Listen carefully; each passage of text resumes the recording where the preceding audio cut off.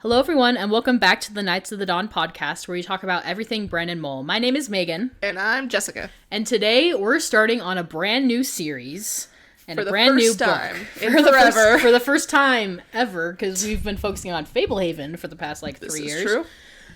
Today we're going to start our commentary on the first book of Beyonders, A World Without Heroes. Cue applause. All right, yes, nice. Cue applause. Yay! Woo! Yay! All right, this has been a long time coming. This is actually really exciting. It really is, honestly. Because we're not even doing, Dragon Watch, which is just the sequel series. We're doing a brand new, separate series. No Knights of the Dawn relation in this one. No, in my opinion, no universe relation, but we've talked about that before. So, before we start Chapter 1, before we even start the prologue, this book is interesting because it starts with a quote. A little epitaph, if you will. And the significance of the credit. The credits, yes, I like that. The credit we'll talk about later. But the quote itself says, "A single enduring statement can grant immortality," by author unknown. Mm-hmm. And I really do just love that statement because, how many quotes do we say in, our everyday lives? Just little sayings or, inside jokes that we have with families, or even just, the big quotes that we, know off the top of our heads from history class or from English. All of these, things can really resonate for hundreds and hundreds of years just because they just sounded really good. Yeah, some people live on through just their quotes. It grants you immortality because people continue to say repeat your words, decades or centuries after your death. I mean, the oldest book in the world, the Bible, we quote, things like Christ's, do unto others as you would have others do unto you. The Golden Rule, which, I think is posted in almost every single elementary classroom across the world. Or, Greek philosophers, or... All of these things. Yeah. The Odyssey. All of these stories. But yeah, I just really like that quote. And we'll get into, the byline later. But it's just a really good quote. Again, I'm going to read it one more time. "A single enduring statement can grant immortality." And I think that is what we're doing here, is we're reading a lot of great, good, enduring But it's statements. also, for those of you who've read the book, it's... we're not going to get to spoilers, but it's an interesting quote to start the book with. Mm-hmm. I like it. Especially based on what the prologue is and how the prologue ends. True. So, shall we get into the prologue? Let's do it. So the prologue starts with a prince in a dungeon being tortured. Mm-hmm. Cheery times. Yeah, you know. A little bit of a different vibe here. Definitely. This book comes out in 2012? 2011, I think. And was this after... It was a year after Fablehaven.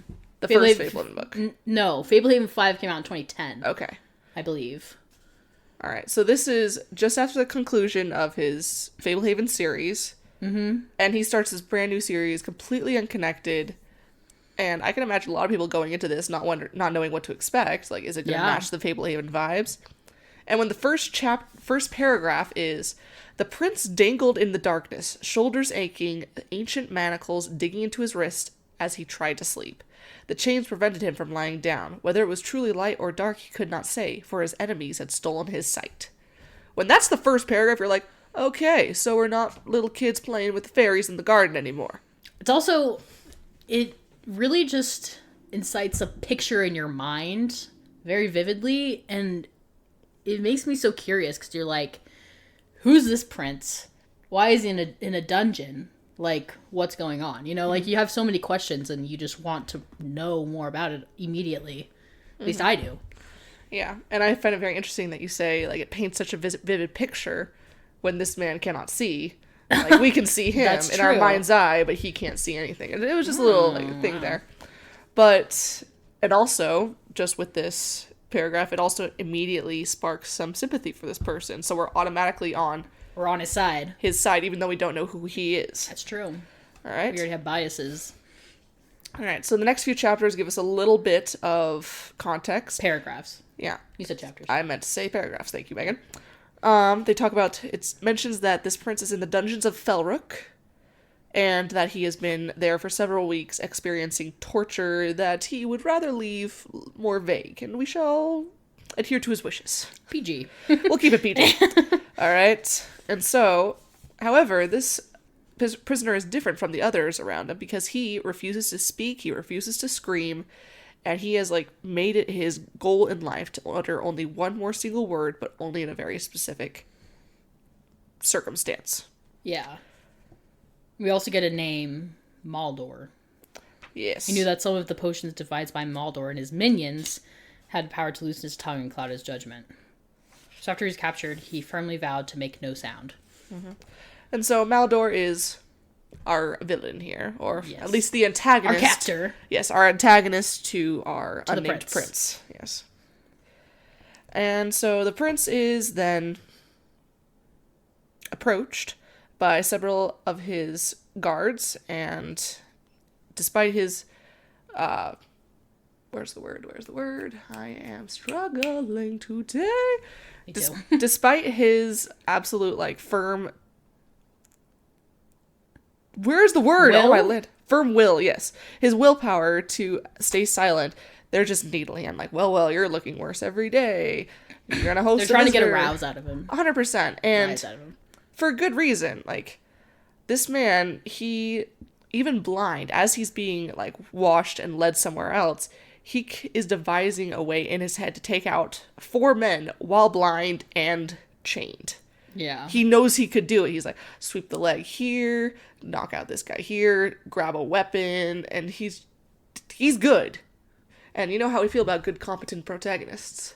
It's basically the 3 people say that he's gonna have a visitor, and so they clean him up for his visitor, and then take him to a new room, right? And they, like, chain him down. Yeah. In a kneeling position. Yeah, in a very subservient position. Yes. Like they said, he's got chains on his ankles, wrists, and even, like, a collar around his neck to keep him bowed down.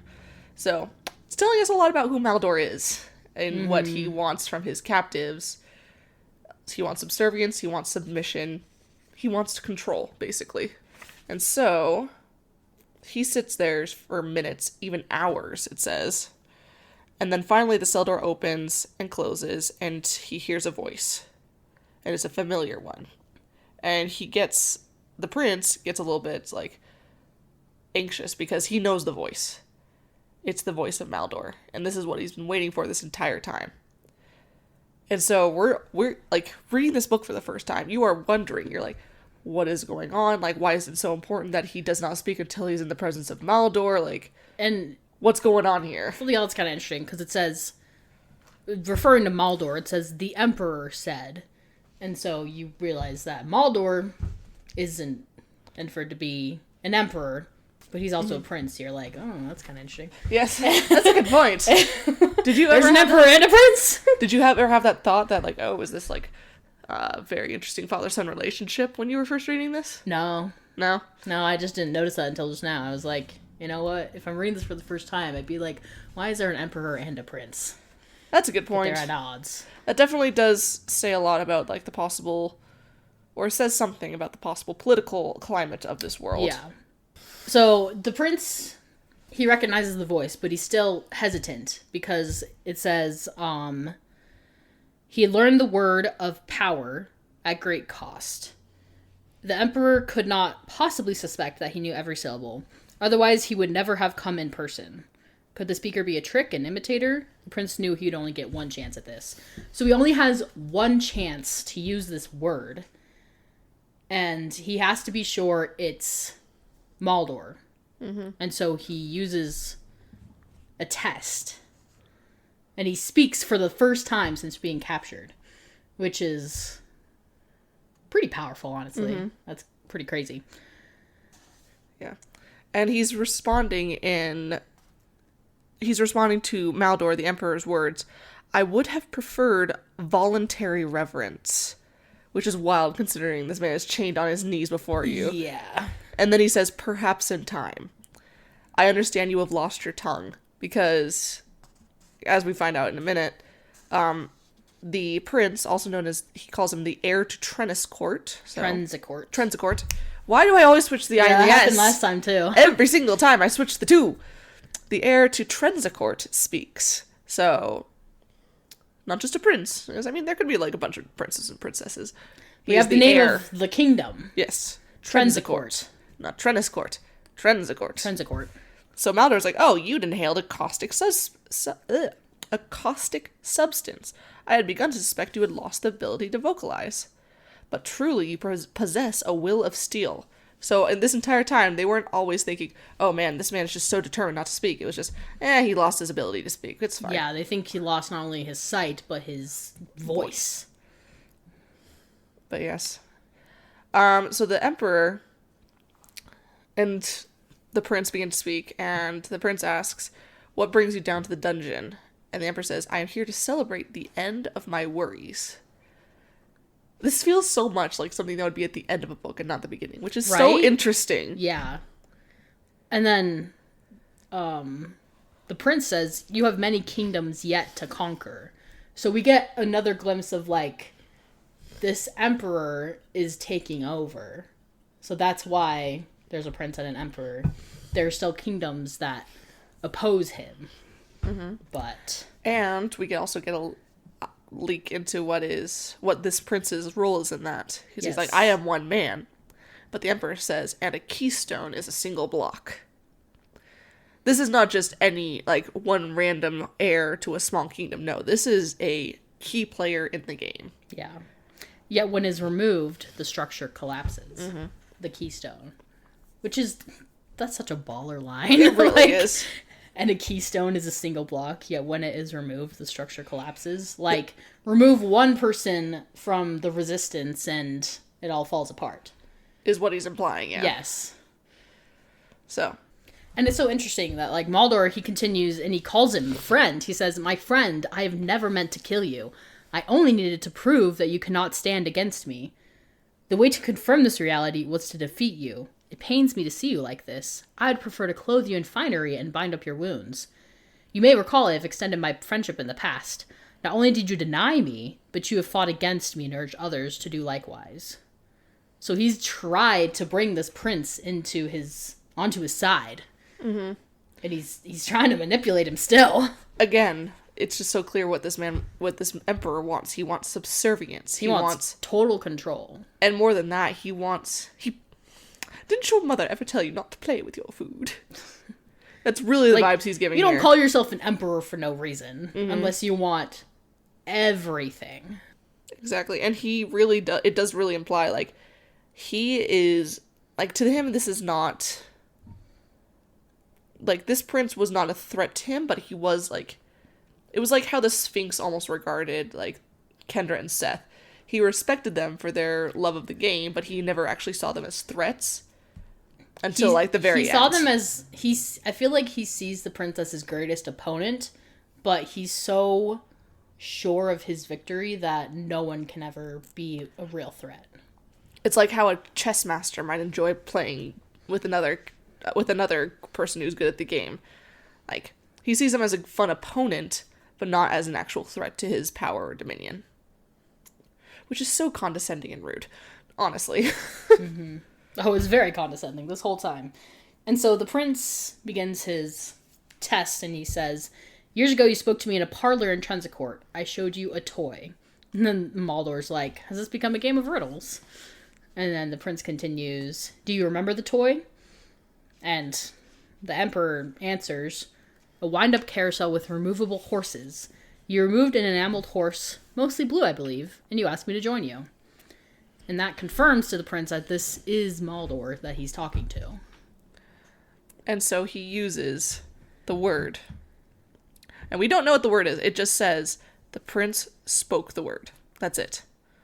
He could taste its power as it escaped its lips. A true Adamic keyword. And then just nothing. The prince is waiting, because again, he's blind. He can't see anything. Can't see the effect of this word. He's just sitting there in silence and in total darkness, not knowing what happened. And then the emperor speaks. What a peculiar exclamation. And the prince is just floored. Because he's just like, that was not supposed to happen. Dismay and confusion left the prince off balance. The word should have been the emperor's undoing. So this word should have killed the emperor, but it didn't. Which sucks. Which sucks, because that's literally the whole mission that the prince had.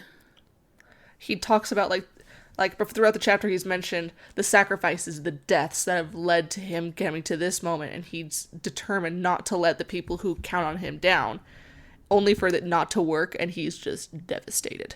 Yeah. He even says, that word should have destroyed you, the prince whispered, the last of his resolve withering, his inner world diminishing into a cold place where only the ashes of hope remained. Baller line. Like, whoa. Brandon, are you okay? Well, the prince is not. That's a given. But Brandon, you wrote that. You good? That was... Yeah. And then we learn the emperor laughs. He says, come now, my stalwart prince. He's so smug about it. Surely you did not imagine me ignorant of your quest. We are conversing in truth, but not in person. I am using an intermediary. After all, being a wizard should include a few advantages. Magic. My emissary can speak with my inflections, and we can readily communicate from afar. But since he is not me, that perilous word can have no effect on either of us. Now that you are divested of your final weapon, why not reconsider my offer? Once again, playing with his food. It gives its last gasp, and now he's like, okay, now we're done. I like how through the prologue, like, if you're really paying attention, we're learning a lot. Mm-hmm. We've learned about the Prince of Trenzacourt that found a word to kill the Emperor Maldor, who is a wizard. Mm-hmm. And, like, we're already, like, getting a lot of the story. We're learning a bit about the magic language, Adamic, which has power, but there are also key words that you can speak once, and it even says, uttering it out loud just once abolishes it from memory. Yeah. So again, this was the one chance, the one shot. Now he can never remember the word again.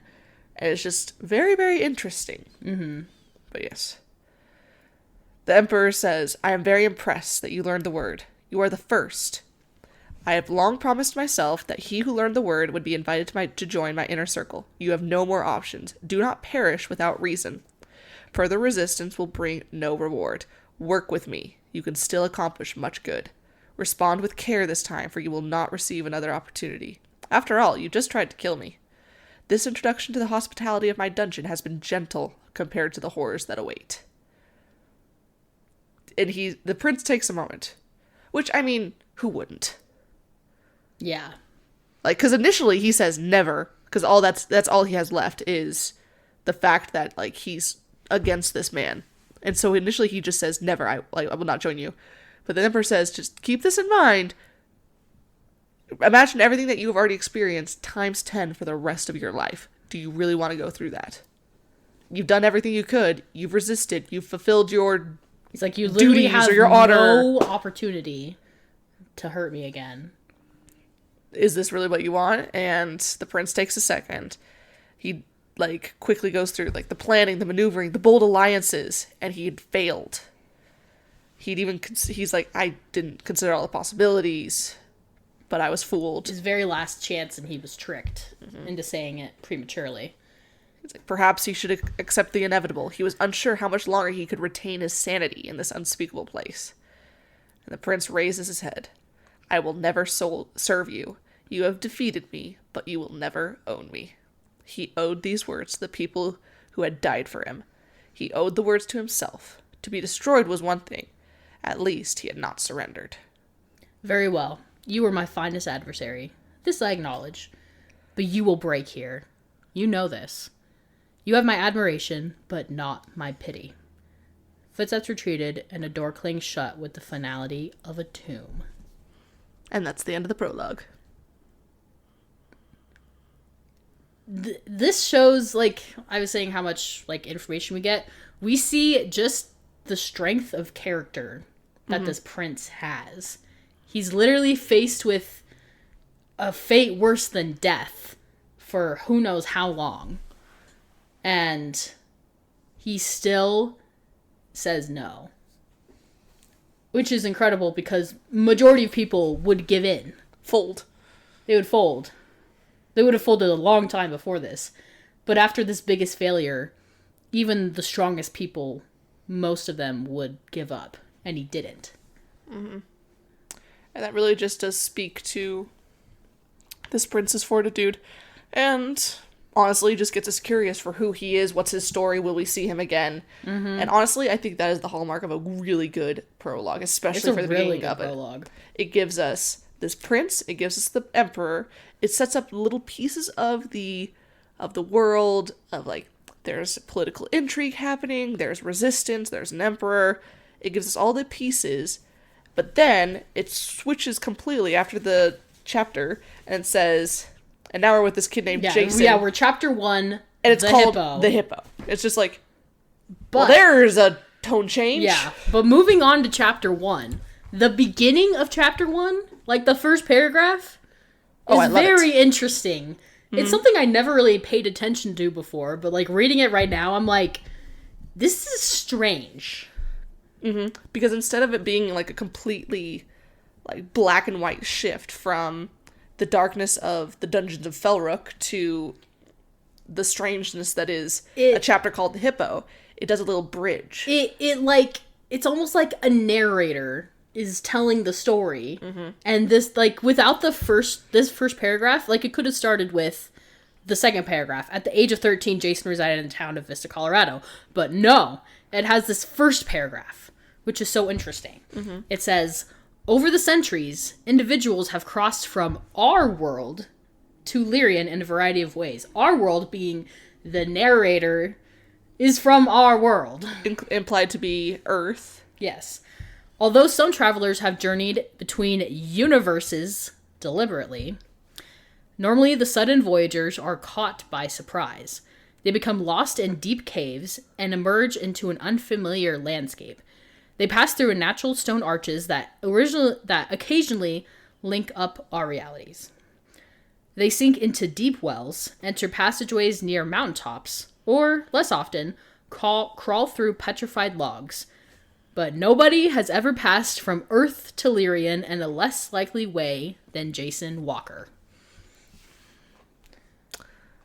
Love that. Yeah. Love that little bridge, because it really just does imply that this is a real story that was told to this narrator that he is now recounting. Yeah. It's like, I remember learning about like the different like POVs, like there's first person, there's third person, but there's also second person, which is never used. Yeah. But this gives me some of those.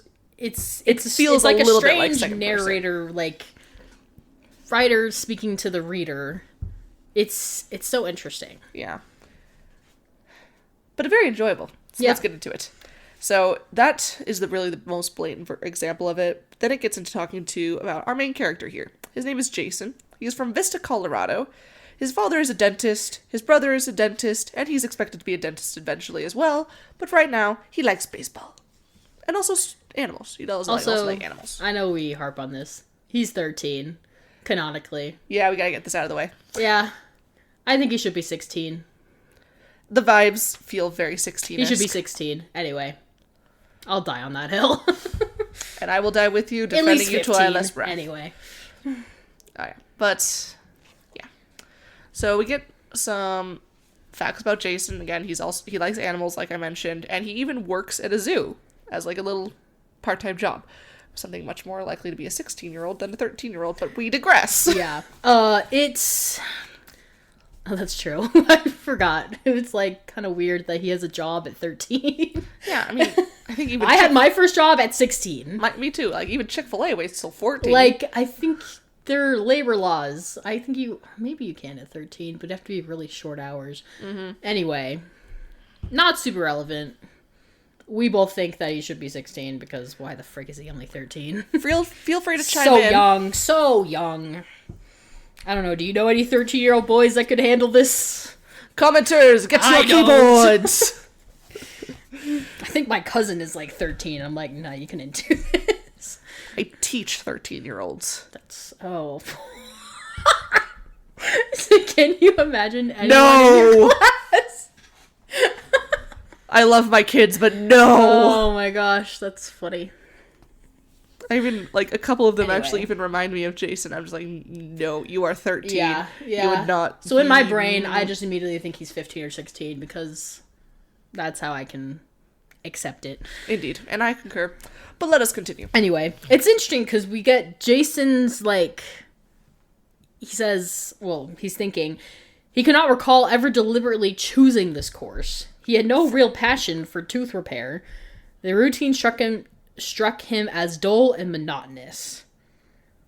And then he says, ever since he could remember, he felt drawn to animals, and he kind of wants to get a a biology or zoology degree on his way to dentistry. Like, he just feels like his life has been planned out before him, and he wasn't included in the planning. And for the most part, he's, like, even, like, as he's talking, he's not exactly mad about it. Yeah. Like, he's not resigned, but he's, well, maybe resigned is a good word for it. Yeah, he's not, like, spiteful about it. Mm-hmm. Like, he's not bitter. Bitter, yeah. Like, he's just with his friends. He's just but feeling also, like that's like, 13, going to be what he does. What do you have more than just a vague plan for, like, life after high school? He's not bucking it too, which, I mean, does honestly give a little bit more 13-year-old vibes. Yeah, 16, 17-year-old, you're going to start, like, That's bucking true. at those expectations from your parents a bit more. That's true. But, alright, we'll give him that one. But we're continuing on. So he's at the batting cage with his two buddies, Matt and Tim, and they're practicing because they are about to move up to 8th grade, and the freshman high school coach has been scouting them out, and so they want to get some practice in. They're on a club team, they're practicing. So basically, they're taking turns batting, and when Jason's not at bat, he's studying for his biology test. Good balance. Student athlete, student comes first.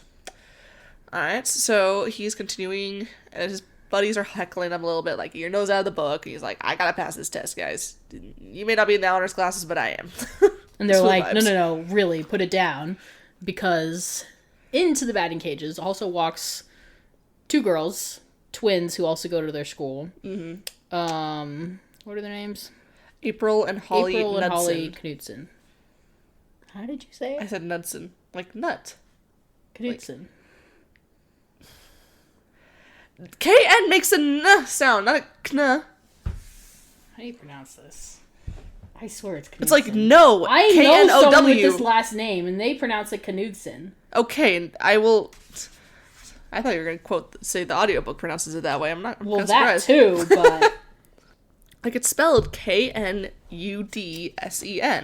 K-N. Knudsen. Why? Because English, I hate you. it is Knudsen. But why is it not Kno? You pronounce it according to the English language established rules. Okay, Knudsen apparently is played fast and definitely loose with them. like Scandinavian.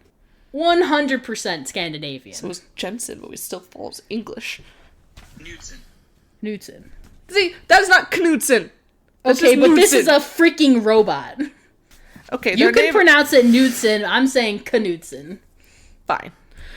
Alright, so these two kids, I'm pretty sure their last name comes back once, maybe. That's it. Whatever. Alright, Maybe you're more right if we're Scandinavian, but here in America, we pronounce our K's. No, we don't! I don't give a crap, Every Jessica! time you say the word, I know this, I know I that you're don't not care. pronouncing the K! I know people with this last name, and they say Knudsen. You just didn't say it when you said, I know people with this last name. I can! Up!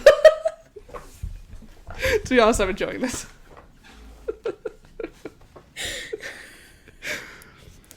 Alright. Kennedy Middle School. There. The line below it. Is that a K enough for you? Kennedy? Yeah, I'm okay. Anyway, All right. Jason has a crush On one of the on twins. the more... It's the trope.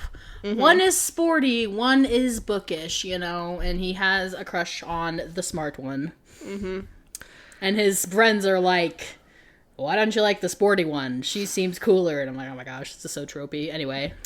But the girls come up and they start chatting, and to be fair, for all the heckling, the boys, Jason's buddies, they talk him up a little bit. They do some solid wingmanning here. They mentioned how the high school coach is already scouting Jason because he's a really good pitcher. Apparently, Jason hit a growth spurt. He's almost 6 feet tall. Not common for a 13-year-old. Yeah, he hit his growth spurt early. But... and while his hitting had taken some damage to that, because of that, just because, growth spurts can wreak havoc on your coordination. Yes. Yeah, I can speak to coordination. I'm sure you can talk a lot about this. Like, honestly, I remember... If you guys don't know, just because 6'2". I am. And that is very nice at times. But growing up, you definitely had a bit more gangly. You have, no meat on your bones. You are a twig, basically. And, I played basketball in high school. For the longest time, I could not even make a layup. The reason I got on the team because I was tall and because I was a cross-country runner, so I could run for days. I had to work so hard to get my coordination to a level that was acceptable. I'm still not the best dribbler. I can get by, but I'm just not great. I survived mostly on my height alone, which carries you far, to be fair. Which is honestly the experience of a lot of tall people, I feel like, for a while. Indeed. But yeah, so Jason's working on growing his skills with the more control-based aspects of baseball. His hitting, and though his fastball is in the 80-mile-per-hour range, which is is insane for a 13-year-old. Indeed. His control, his accuracy has suffered a bit, so he's working on that. Yeah, his friends are, bragging to Holly and April, being like, yeah, the high school coach is already scouting Jason. They think he's going to start varsity as a freshman, which is a big deal for those of you who don't play sports or, I guess, aren't from America. Because I guess that wouldn't... Hi, friends from Poland. Hi, international listeners. Basically, freshman is, the first year of high school. It's, 14 to 15-year-olds. And varsity is, the highest level team in high school. So starting varsity as a freshman, you're mostly playing with juniors and seniors who have 2 years of who are physical, 17 to 18-year-olds. Yeah, have at least 2 years of physical and mental emotional development. So starting varsity as a freshman means you're very, very good. Mm-hmm. And the coach sees a lot of potential in you and wants you to play at a higher level so that by the time you are a senior, you're ready to play college and you're fully developed. Yeah. But yeah, so Jason admits that even though he is pitching very fast, he does suffer a bit from nerves. He mentions that he's hit batters, which is scary at the speeds he's throwing, and he does a lot of walks and things like that, which we could get into the minutia of baseball rules, but basically he's saying that his growth spurt affected his ability to pitch, but he's also noticed that when there's more high pressure games and practices, he pitches worse than when it's less pressure. Mm-hmm. Meaning he feels like he can't perform well under pressure, which bothers him. Yeah. I mean, it would bother anyway. I mean, as former high school athletes, I think we can relate to this a lot. Mm-hmm. Indeed. I relate to this a lot. I played volleyball in high school, and I was the setter, so I was always involved in almost every single play on the court. And when I was getting close to varsity, I was starting to get really nervous of am I good enough? Imposter syndrome. Totally relate. But yeah. So there's some low-level flirting between April and Jason, where they talk school, about literally. They talk about the bio test. She quizzes him on some of the bones. What is your cheekbone called? And it's very low-level flirting. Yeah, but it boosts Jason's confidence enough to the point where, as the girls are walking away, he's like, "Hey, you guys want to get food afterwards? The 3 of us guys, the 2 of you girls. It's a low-level hangout, low stress. Yeah, it's that's it's solid question, solid opportunity. Shoot your shot, bro. Shoot your shot. They end up not being able to do it. Honestly, his buddies wouldn't have been able to go either, so it worked out nicely. But the girls walk away, and his buddies are like, well, your turn for the batting cage. So Jason enters. The first ball comes out. He swings. He misses. He's feeling a little bit of pressure now because he knows his crush might be watching, so he's really trying to focus in. And Tim kind of eggs Heckling. him on. He says he's a lover, not a hitter. Second ball, he gets a low hit, so it's a foul ball, but he still makes contact. But on the third hit, solid line drive, gets a good, solid hit, and so that's nice. And that gets him excited. He's kind of looking back at his friends. And then, of course, he does the little side eye to see if April is the girl watching. Because, you know, if you're trying to impress your crush, you want to see if they're watching. And that distracts him. He turns back around, and a ball's coming right at his face. He manages to turn his head so it hits the side of the helmet instead of, like, nails him straight between the eyes. But he still, like, kind of blacks out for a second. Knocks him to the ground. Mm-hmm. He's eating turf. Basically. His buddies are at his side, immediately being like, "Are you okay?" And they're buddies. They try to help him out as much as they can. Honestly, he's not okay. Bro just got nailed in the head. Mm-hmm. Even with a helmet on. Like, if it's a fast pitch batting cage, like, those are... They're probably pitching around 80 or 90. But yeah. Definitely. So he's swaying a bit. His buddies are getting him out of the cage. Just like, you need to sit down. Like, you gotta be okay. So he sits down. His buddies are like, should we call a doctor? Get you there? And he's like, nope, I'm good. And he's just insisting he's fine. Which, dangerous. Which, yeah, concussions are very dangerous. Indeed. But he's just like, I'm just gonna sit here. I'll get something to eat. I'll take it easy. And then I'm just gonna go do my job. Okay, I won't bat again. So his buddies reluctantly leave him alone. They finish their session at the batting cages. And they all go their separate ways. Tim is going... I think they both... I don't know. It doesn't entirely matter. One of them is like, hey, can I drive you home? Yeah. And Jason's like, no, I gotta go work at the zoo. And he's like, are you sure? Can I give you a ride? And Jason's like, no, I'll just ride my bike. Which, and he's like, okay, if you've heard anything about a concussion, the physical activity right afterwards is... like, one of the worst things you can do, besides going to sleep. He blacked out. Yeah. Which means it's a bad concussion. Like, I'm sure you had the concussion talk every year. I had every year in high school, the athletic director talks about, or the athletic trainer talks about, like, the danger of concussions. And, like, if you get a concussion and you go back into the game, like, if you go back to playing too soon, you get hit again. Like, the second hit can, like, give you, like, brain damage, basically. Yeah. Or kill you. So, especially if you black out, that's a bad concussion. Not to mention, like, frankly, I don't know how Jason's not freaking out. Well, I got a concussion. I got a concussion in high school. I was jumping up to try to block a shot, but then I got a shoulder to the chest, so I just went onto the ground with my head. Oh. And the next thing I remembered was it was dark outside, and my mom was in front of me saying, "Are you all right, Jess?" And I was like, "When did you get here?" And apparently, according to her, I'd already asked that question like 10 times. That's so She'd bad. been there for 30 minutes already. Your mom had been there for 30 minutes? You blacked out for 30 minutes? It was probably closer to an hour. That you don't remember? Oh my. I don't remember the beginning. Yeah, so I don't remember the actual so bad. hit or anything. This is I had a few times where I thought I me. had a concussion and it freaked me out. But yeah. I ended up not having a concussion. But I got hit in the head a lot playing volleyball. But yeah, and there were times where, like, I remember one season, I think there were like 3 of us, not me, but like 3 players on my team that like all got concussions within like a week or 2 of each other. Like, it was bad. Yeah. My concussion wasn't too bad, but they kept me out of doing almost any physical activity for a couple of weeks. Like, they said, stay inside, light can agitate it more, so can sound, just stay inside, try to keep it quiet, don't exert yourself too much because that can all agitate it. Like, I remember, like, as I was starting to get back into practice, at one point, I got hit in the back of the head by a basketball, and I, like, freaked out because I was like, I'm gonna die. I was fine, clearly. Minus some quirkiness that I think might have been a pre-existing condition. But even then, like, they put the fear of God into you when it comes to concussions. They want you to take care of yourself. Which is, like, fair. They want you to be careful. Jason, not being careful. Not in the slightest. Don't be like Jason. Be like Jessica. There you go. Be scared. Be terrified. Be aware is a better thing.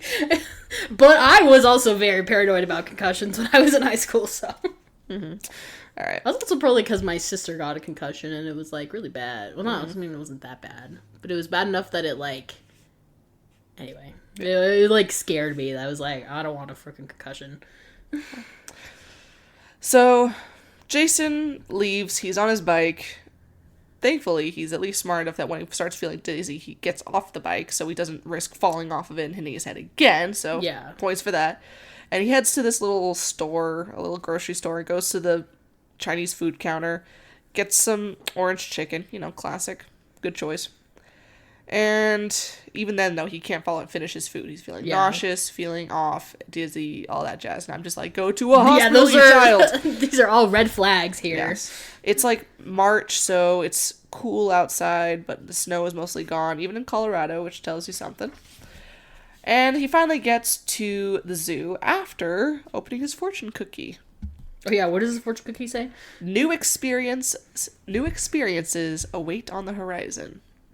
Gee, it's almost like he's the main character in an adventure book. Foreshadowing. Right. Yeah, he goes to his job, puts his stuff in his locker and gets dressed in his overalls and whatever.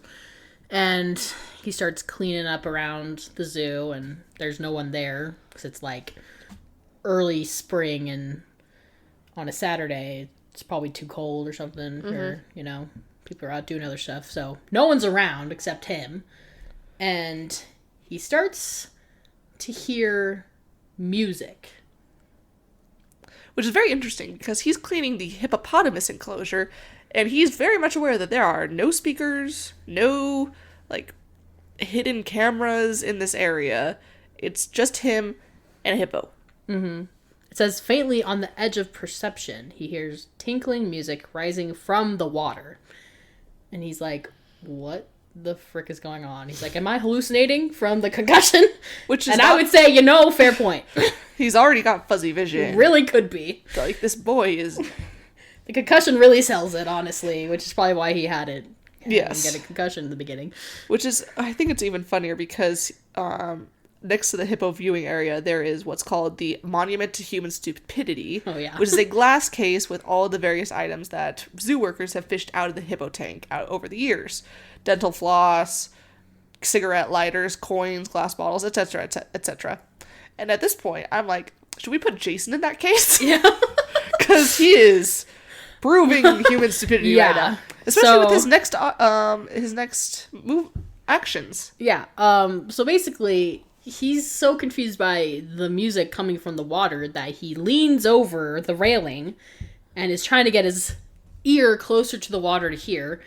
And because he's leaning over, he gets vertigo, falls head over heels into the hippo tank. And the hippo just then suddenly comes up out of the water and swallows him whole. And it is also important to mention that when the hippo yawned a few seconds before, the music had gotten louder. Oh, yeah. So, any ideas of where the sound is coming from is put quickly to rest as Jason flies down the throat of the hippo, it turns into a slimy tube that all of a sudden deposits him at the bottom of a tree. Far from any zoo. Because that makes sense. Far from Denver. Far from Colorado. Vista. Far from Earth. As I mentioned in that first paragraph of this chapter, we have officially crossed between universes. By accident. In the weirdest way possible. Via the mouth of a hippo. Via hippo. Remember the prologue? Yeah. Dark political intrigue, an attempted assassination. He gets swallowed by a hippo and ends up in another universe. And now we're down to man-eating hippos, aka with magical teleportation. Is he technically eaten if he doesn't die? And get chewed up and end up in the hippo? Okay, swallowed. Swallow, there you go. No, you make a good point, though. He doesn't make it to the stomach. Alright, so Jason is now very, very confused because it is now night outside. Mm-hmm. He can still hear the music, but he is in the middle of a forest. He can see a river floating by and a bunch of small colored lanterns decorating a small raft with about 9 people aboard playing instruments. He's very confused. It was so disorienting. So He climbs up the trunk of the tree he'd come out of. He It's Spider-Man's it. yeah, it's a dead tree, so the inside is hollow. But yeah, he does a full Spider-Man like Ninja Warrior move there. So I mean, props to that. I'll give him that. He's got some arm strength and some core, and he can see a good amount of. He's Area clearly, around. yeah, he's clearly in the middle of a forest. He sees this river with the raft, and so he's like, well, there's some humans over there. Might as well go and investigate that. Sees people playing instruments on this raft. And, obviously, yeah, very confused, very disoriented. And he's like, am I dreaming? What is going on? Am I still on the floor of the batting cage? Yeah. Just completely unconscious. He does the thing where you, like, pinch yourself or whatever, try to figure out, like, are these sensations real? Am I in a dream? Am I not? Yeah. And he starts walking to the river, and he comes across a little kid. And he starts talking to him. About 10 or 11 years old.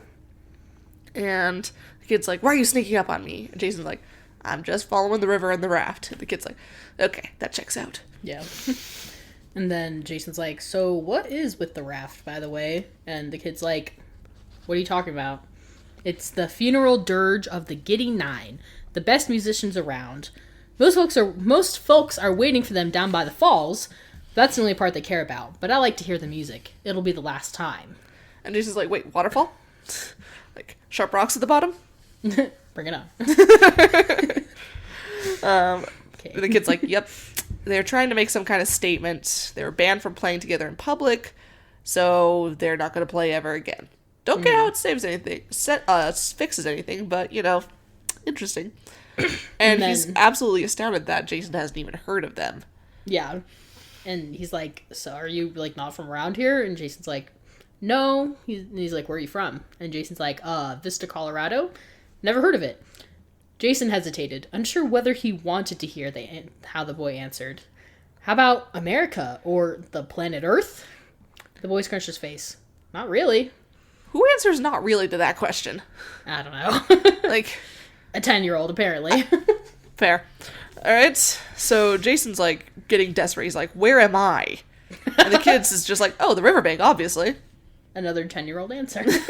The riverbank, duh. Well, something that is a symptom of a very larger thing that we'll learn about later, so I just want to mark it right there. Oh, yeah. But continuing on, so the boy and Jason start moving along with the raft because the river's starting to pick up, and they want to stay ahead of it. So they get to the end of the river where it falls off into a dizzying waterfall. Like, Jason compares it to Niagara Falls, so... yeah, you ain't coming out of that in one piece. Or at least not alive. Pancaked. Alright, so these boys just, like, find a good spot, which, a little dark for that, but, 10-year-olds still got that humor. This whole place is dark. And there are bleachers set up, and there are probably... there's just a big crowd watching, waiting for... probably a few dozen, if not 100. And Jason starts observing the clothing of the people around him. He's seeing a lot of people with very old-timey, like, tunics and, like, breeches, homespun, a couple of, like, fur coats and embroidered vest, but nothing that he considers normal attire.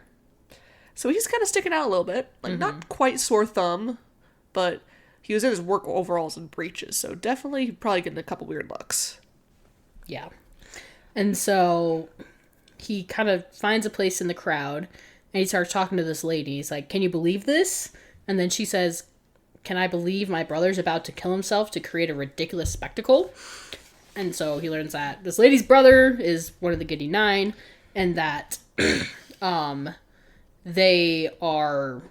doing this because they were listening to their leader, Simeon, and he's kind of like, well, why are we doing this? Like, why are you watching? And she's like, oh, to support him, I guess. Like, they believe it's important. I guess it has to happen. But I really don't want him to kill himself. Obviously. I'd hope not. Good. Yeah. But she doesn't really know what to do. Yeah, I think that's what most of these people are doing. They're admirers of the music. Nobody really understands. But some of the people are there because it looks like fun to watch a raft full of musicians plummet off of an enormous waterfall. Mm-hmm. And yeah, that's depressing. yeah. And Jason, he's like, this is wrong. This shouldn't happen. And he wants to help. And so he turns to the woman. He's like, I want to help. Do you know where I could find some rope or something?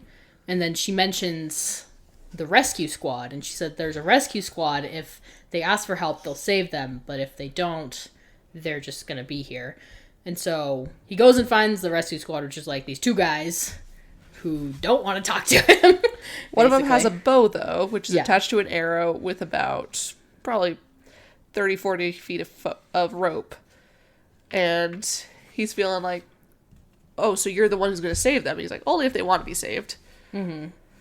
And so Jason's trying to convince them to save them, and they're like, nope, not unless they ask for it. This is their choice. And so we get another little piece here. The sisters of one of the musicians sent me, Jason tried. I don't care if the king of Meridon sent you. Another kingdom. So now we have Felrook, Trenzacort. Meridon. Yeah, and Meridon.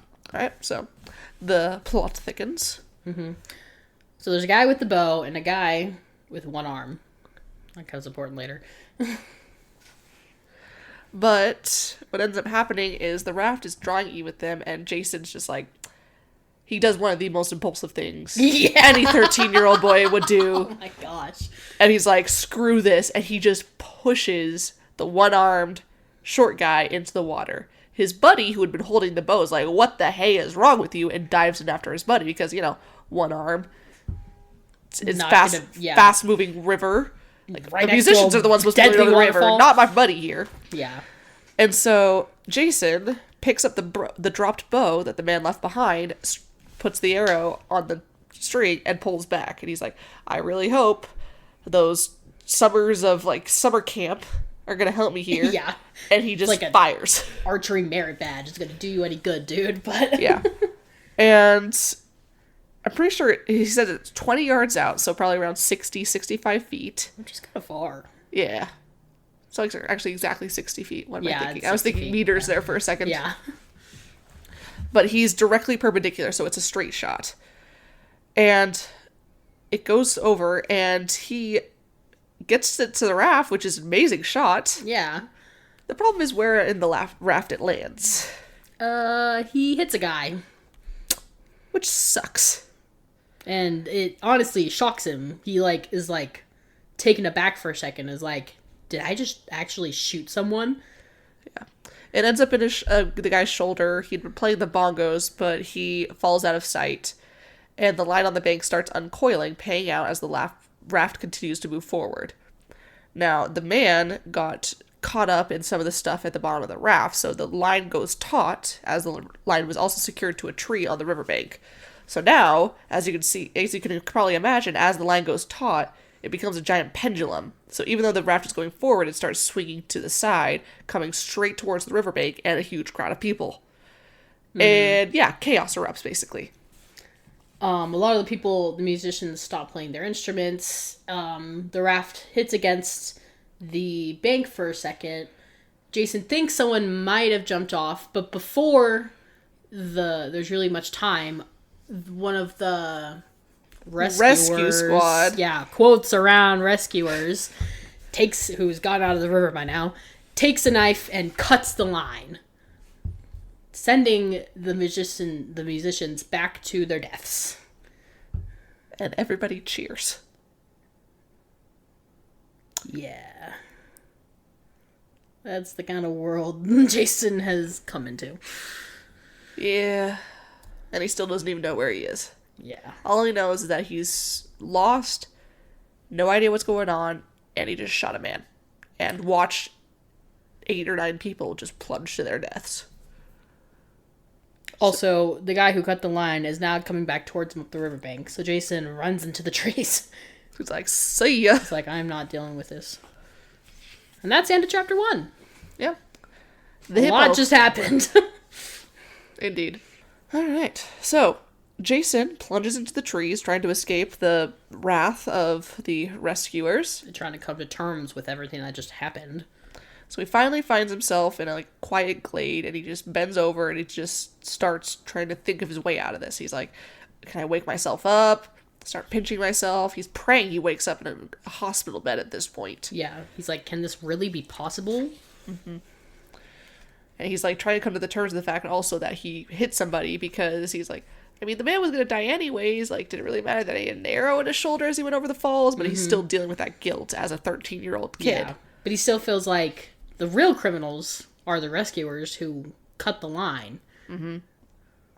Because that really is just rude. But yeah, he's getting So- cold, he's scared, and he ends up pulling out his cell phone, which still has power even though it has no service whatsoever. But it's kind of close to dying. Like it, not too much juice left in it. Yeah, I mean, he'd been using it for the entire morning. He'd been at work.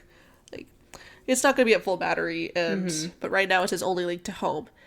And he sees an unopened message that he knows is from his mom because he thinks it's going to be reprimanding him. He opens it and it says, "Please answer your phone. Even if you choose to disrespect my opinions, I still love you." Which, as a 13-year-old kid who is stranded and has no idea what's happening, that's hits like a ton of bricks. Yeah. And he thinks about how, he explains kind of, before he went to the batting cages, he had let slip to his mom that he had a biology test.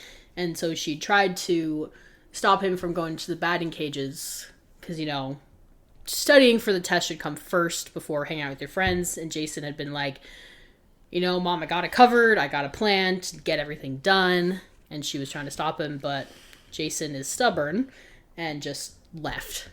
Yes. And he even brings up, because this was even more difficult, because overall, his parents are not usually very involved with his study habits, because he's a good kid. He gets his stuff done. They don't have to worry about his grades too much. But this is like one of the few times that his mom decides, no, I'm going to micromanage and try to make my son do what I think he should do. It's kind of sad because It really is. it's like he's thinking, why are you trying to parent me now? I've been good on my own for a while, which is like kind of sad. Like, he even says, every now and then, seemingly at random, his mom decided to play at parenting.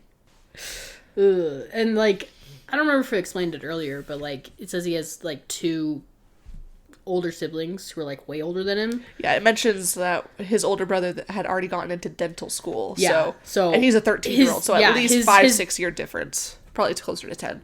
It's probably like he's probably closer to almost twice his age. Yeah. Yeah, because dental school is like comes after It's post bachelor. bachelor's, yeah. So probably between 10, probably around 10 years older. Yeah. But he's just, like, even though, like, he'd had a fight, like, it's still brutal for, like, his parent to be like, I love you. So even if there is, like, a little bit of, like, condescension in the text, like, even if you choose to disrespect my opinions, like, it's still like, hey, I'm worried. Are you okay? Please answer. And now he's feeling terrible. He's like, why was he so stubborn? She tried to call him, but he hadn't picked up. Would that be how she remembered him? An ungrateful, disobedient jerk? Well, she thinks that he died, ran away. Yeah. And, like, he just... it's so sad how he thinks that, like, that's the last interaction he's gonna have with his mom. Ugh. He thinks about his... He thinks... Then of course, like any good kid, he thinks about his dog, Shadow. Yeah. A 3-year-old black lab. I'm assuming black lab because its name's Shadow. It just says Labrador. Because he had to beg to get this dog and promise to take care of him. Because neither of his parents really liked the dog, wanted a dog. His siblings hadn't wanted one either, but this kid, Jason, does what any kid would do. Promises to take care of him, walk him, do everything for him.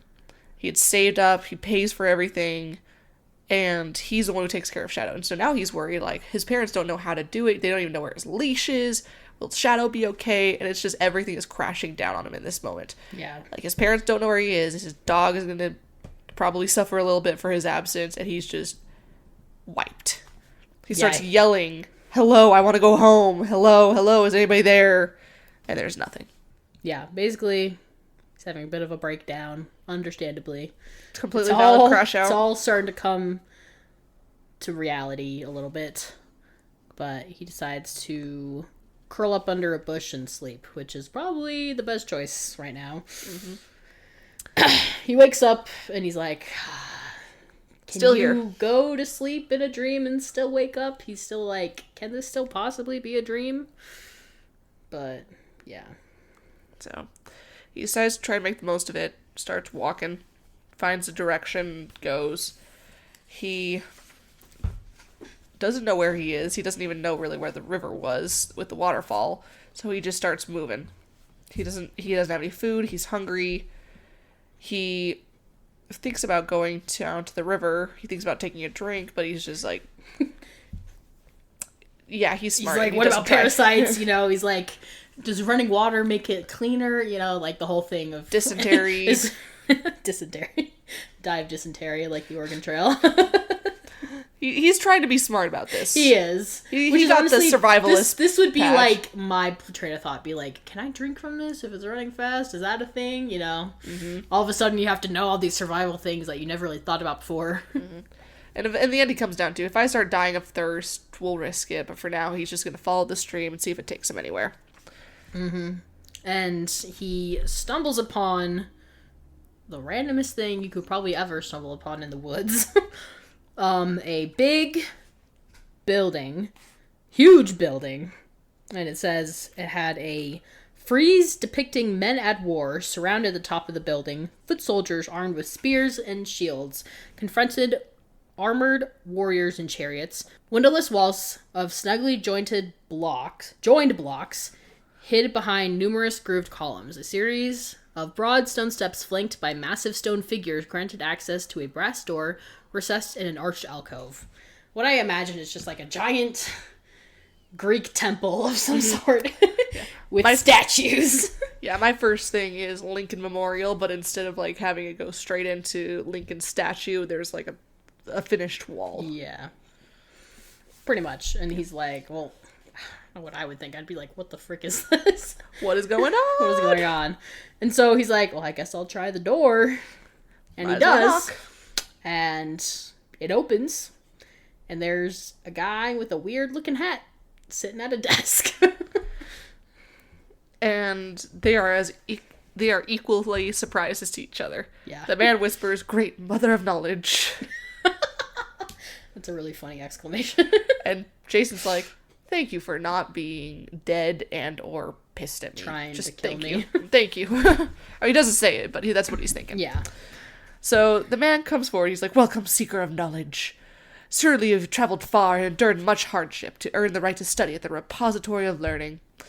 And Jason's like, "Sure, yeah, let's go with that." He's like, "Yeah, I guess I am from far away. Definitely glad to see you." Yeah. So it turns out Jason is the first person in a decade to come here. So he's like, "Oh, so you're a little cuckoo for Cocoa Puffs then, aren't you?" Uh-huh. He's like, yeah. Yeah. It's funny. He kind of like tries to explain how it got there. He's like, "Oh, you said you wanted my story? Well, I was swallowed by a hippopotamus, except I didn't go into the hippo. I ended up in a tree. Then I sort of wandered here."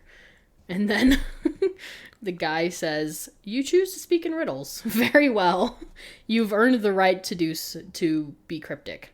And then he says his name. He says, "I am the lore master, Britannis Keplin Dunscrip Draconium the Ninth. Albus Percival Wolfric Brian Dumbledore." Yes. "I am the custodian of knowledge hoarded here. How may I be of service?" And Jason's just like, "Okay, All that's right. a mouthful of a Like, name." That's a name. All right. So he's like, "So what do you do here?" And he's like, "I manage the records. I tend to the lore." And Jason's like, "So you're a librarian?" "I prefer lore master." "You're a librarian." "Okay." He's like, My "I name's prefer Jason. lore master." Excuse me. "My name's Jason. Can you tell me where the heck I am?" He's like, "Well, you're at the repository of learning." Like, we already said this. We went over this. Come on, kid. It's Keep very up. similar to you're at the riverbank. And so Jason's like, no, like, where am I? What is this world? Does it have a name? What am I doing? And this is when the lore master starts being like, "Okay, as my leg being pulled here." Because Jason's like, "Do you know where Colorado is? Do you speak English? Like, you gotta know where it comes from, right?" Yeah. Okay, so first of all, English is the native tongue of... Yeah, it's referred to as the common tongue, yes. The common tongue. Yeah, I guess it's not native. The common tongue of this place. And so Jason's like, "Okay, so do you know where English comes from?" And the lore master's like, "Well, from the beyond. You ask suspicious questions, traveler." Jason's like, well, if you knew what I was going through, you would too. I love how he says, like, do I? Jason chuckled, and I kind of added my mind a Do little I? hysterically there. Yeah, he's like, do I? Do I? Do I? Yeah, you would too. It's like, I don't want to be that suspicious. Don't be suspicious. Don't be suspicious. Don't be suspicious. And then he says, I'm from the same place as English. And the lore master is like, you're telling me you're a Beyonder?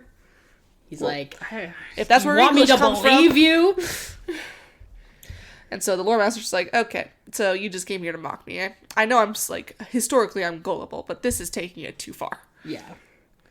And then, like, he just, like, doesn't believe him. He's like, you would like me to believe that the first Beyonder to visit Lyrian in many decades happened to wander into the repository of learning?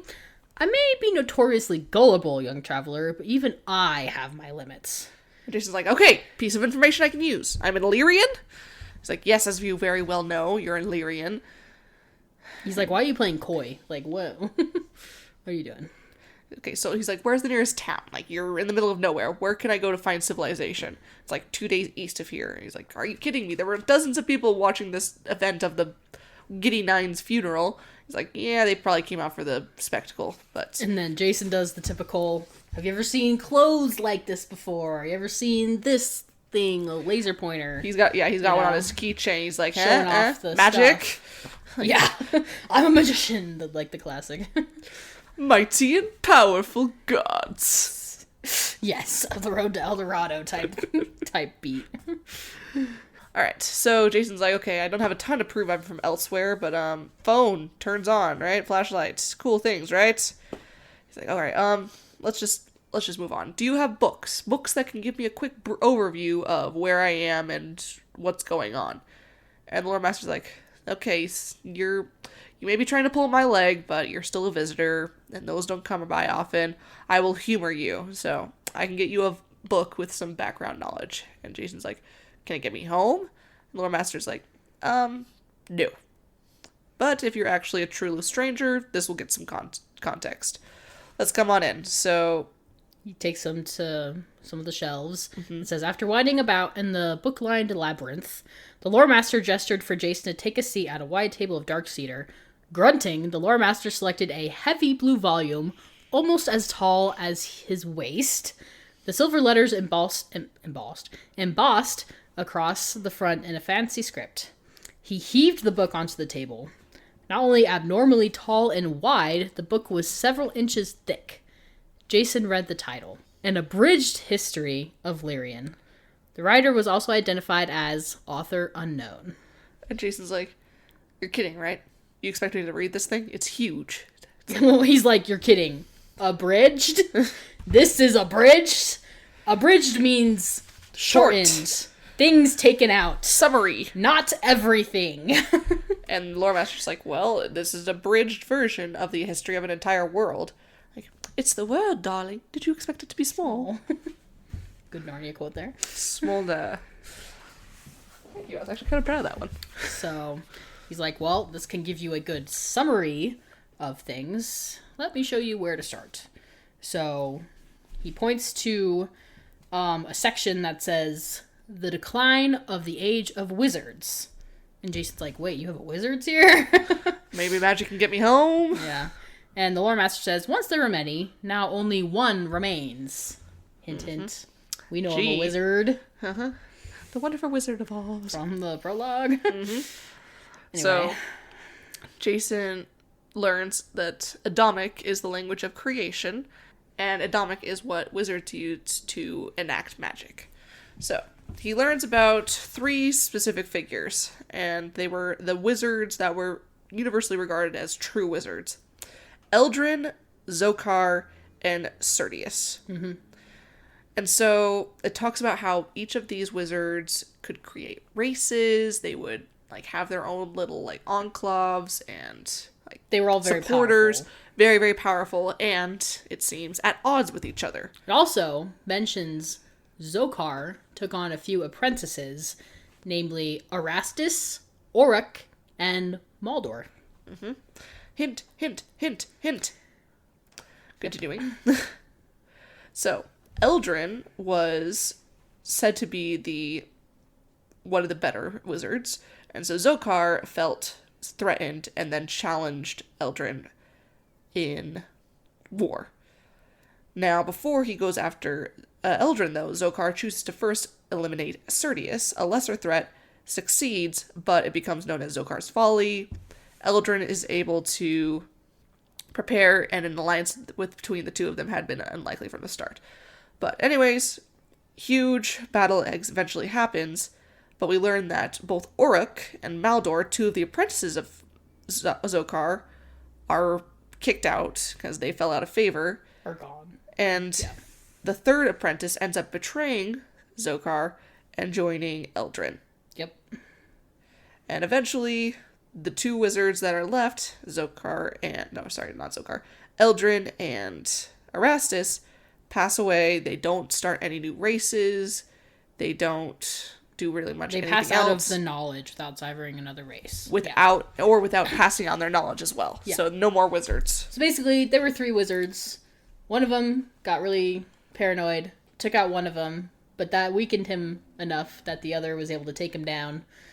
And the while poaching his apprentice. The guy, while poaching whose apprentice betrayed him, and then there are no more wizards. Mm-hmm. Yes. So fast forward, I think, a couple 100 years. Yeah. But there are, like, races that were mentioned. That were created by the wizards that become relevant later. Mentions the Amar Cabal, Drinlings, Toravors. And Lord Master's just like, don't worry about those just yet. Jason's like, what is going on? These are a lot of words you're throwing at me. Which, honestly, Jason is us right now. We have no idea what's going on. Yeah, this is a good lore dump here. Mm-hmm. And then he points him to another passage called Dawn of the Rule of Maldor. Mm-hmm. So, after Eldrin departed from this land, which I think is interesting, that means he didn't necessarily die, departed from this land, a couple of races he had engineered, established kingdoms, blah, blah, blah. And then Maldor, one of Zokar's apprentices, whom we met in the prologue, returned. And he comes back the sole survivor and the only remaining wizard. And when no one else is a wizard, you're pretty powerful. Mm-hmm. It's like, I'm trying to think, there's like an example. It's like the opposite of Syndrome. When everyone's super, no one will be. Except now he's the only person who's super. Yeah. Which gives him a huge edge. Yeah. No one can match him because no one else knows magic. Mm-hmm. So Maldor comes out of the woodworks, and though he probably could have conquered everything, as we saw from the prologue, that's not his style. Yeah. So he starts politically maneuvering himself. He establishes himself at Felrook, and then slowly starts gaining allies, and then starts taking over kingdoms. Mm-hmm. Creating his empire. He even describes his method. He politically maneuvers, he creates allies, and then those allies eventually become subjects. And enemies are held at bay by complex systems of truces. So as he builds his army, he makes sure that nobody's going to attack him straight out, but he also ensures that everybody who is allied with him is really allies only in name, and overall is just assumed to be, they're mine. This is not a democracy. This is a dictatorship, and I am at the top. Yeah, and Jason's like, so I take it Maldor isn't a nice ruler? And the lore master's like, he's trying not to say bad, He allows me to you don't diss on the person in power that could kill you. The walls have ears, boy. Exactly. Even some of the trees are on her side. Mm-hmm. Yeah. We're on the Narnia today. Yeah. On the Narnia train today. Yeah. And he's like, the Emperor's a hard man, but he permits me to stay here, so I am in his debt. Mm-hmm. And then Jason's like, well, if he's a wizard, could he send me home? And then the lore master's like, you do not want to have the attention of Maldor. Especially if you actually are a Beyonder. Yeah. It's like, lie low, like, do what Maldor did, basically. Lie low, stay quiet, don't gain the notice of the people higher up than you, so that you can disappear. Yeah. He says, these days, harsh consequences follow those who stand out in a crowd. And then we get to the funniest bit of this chapter for me personally. Yeah. Jason's like, okay, a lot of information here. So who wrote this book? And the lore master's eyes shifted from side to side. Hard to say how these books come into being, author unknown and whatnot. I assume the text was passed down from days of yore. And Jason's like, Yeah, Jason's like, the content seemed pretty current. Didn't you say it was the first visitor here in 10 years? And the lore master's like, starting to get a bit nervous. He's like, I could have acquired this volume in a variety of ways. Maybe, but I bet you wrote the book. And Jason's like, don't be shy. I'd be bright. This is a great volume. It's The huge. lore master's like denying it. He's like, preposterous. Mm-hmm. And so, but he finally comes clean. He's like, yeah, I wrote it. And Jason's like yes, compliments it. Like, it was very concise. It's told a story. Anything else? Nothing I intend to reveal to you. I only wish to be remembered as author unknown. And then I like this bit. Will you ever own up to something you write? The lore master removed his spectacles and rubbed at his eyes. Perhaps. My father once admonished me to master the laws that govern fine writing until I could weave my words into worlds. If ever I accomplish that feat, I will sign my name to the tale. And we're going to put a pause now. Because I would like to return to the right before the prologue, that little epigraph we see also accredited to the author unknown. A single enduring statement can grant immortality. And when I was rereading this in preparation for recording this, a thought occurred to me, especially in tandem with that line. Like the way it says, to master the laws of writing, to weave words into worlds. It reminded me a lot of one of the quotes that we chose for the top 10 Fablehaven lines.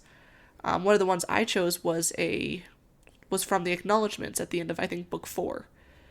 And there Brandon says, like, he does not create the worlds. He gives us a template for us to then create the worlds in our minds.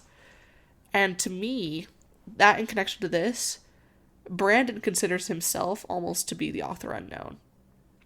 And to kind of explain that a bit more, I'm not saying that, oh, this is Brandon's, like, self-insert character. Yeah. It's just, like, it's, like, almost as if this is his stand-in, kind of like, this is the Brandon Mull of this universe. Somebody who wants to create these worlds for other people to experience. And it's almost like saying that Brandon, in creating Beyonders, Lyrian, this world, he happily signed his name to this tale because that's what he achieved. He's kind of almost calling himself the narrator. Like how he pointed out, like the first paragraph feels like a narrator. Mm-hmm. Like that's Brandon as author unknown telling the story of Beyonders. He's Earth's lore master.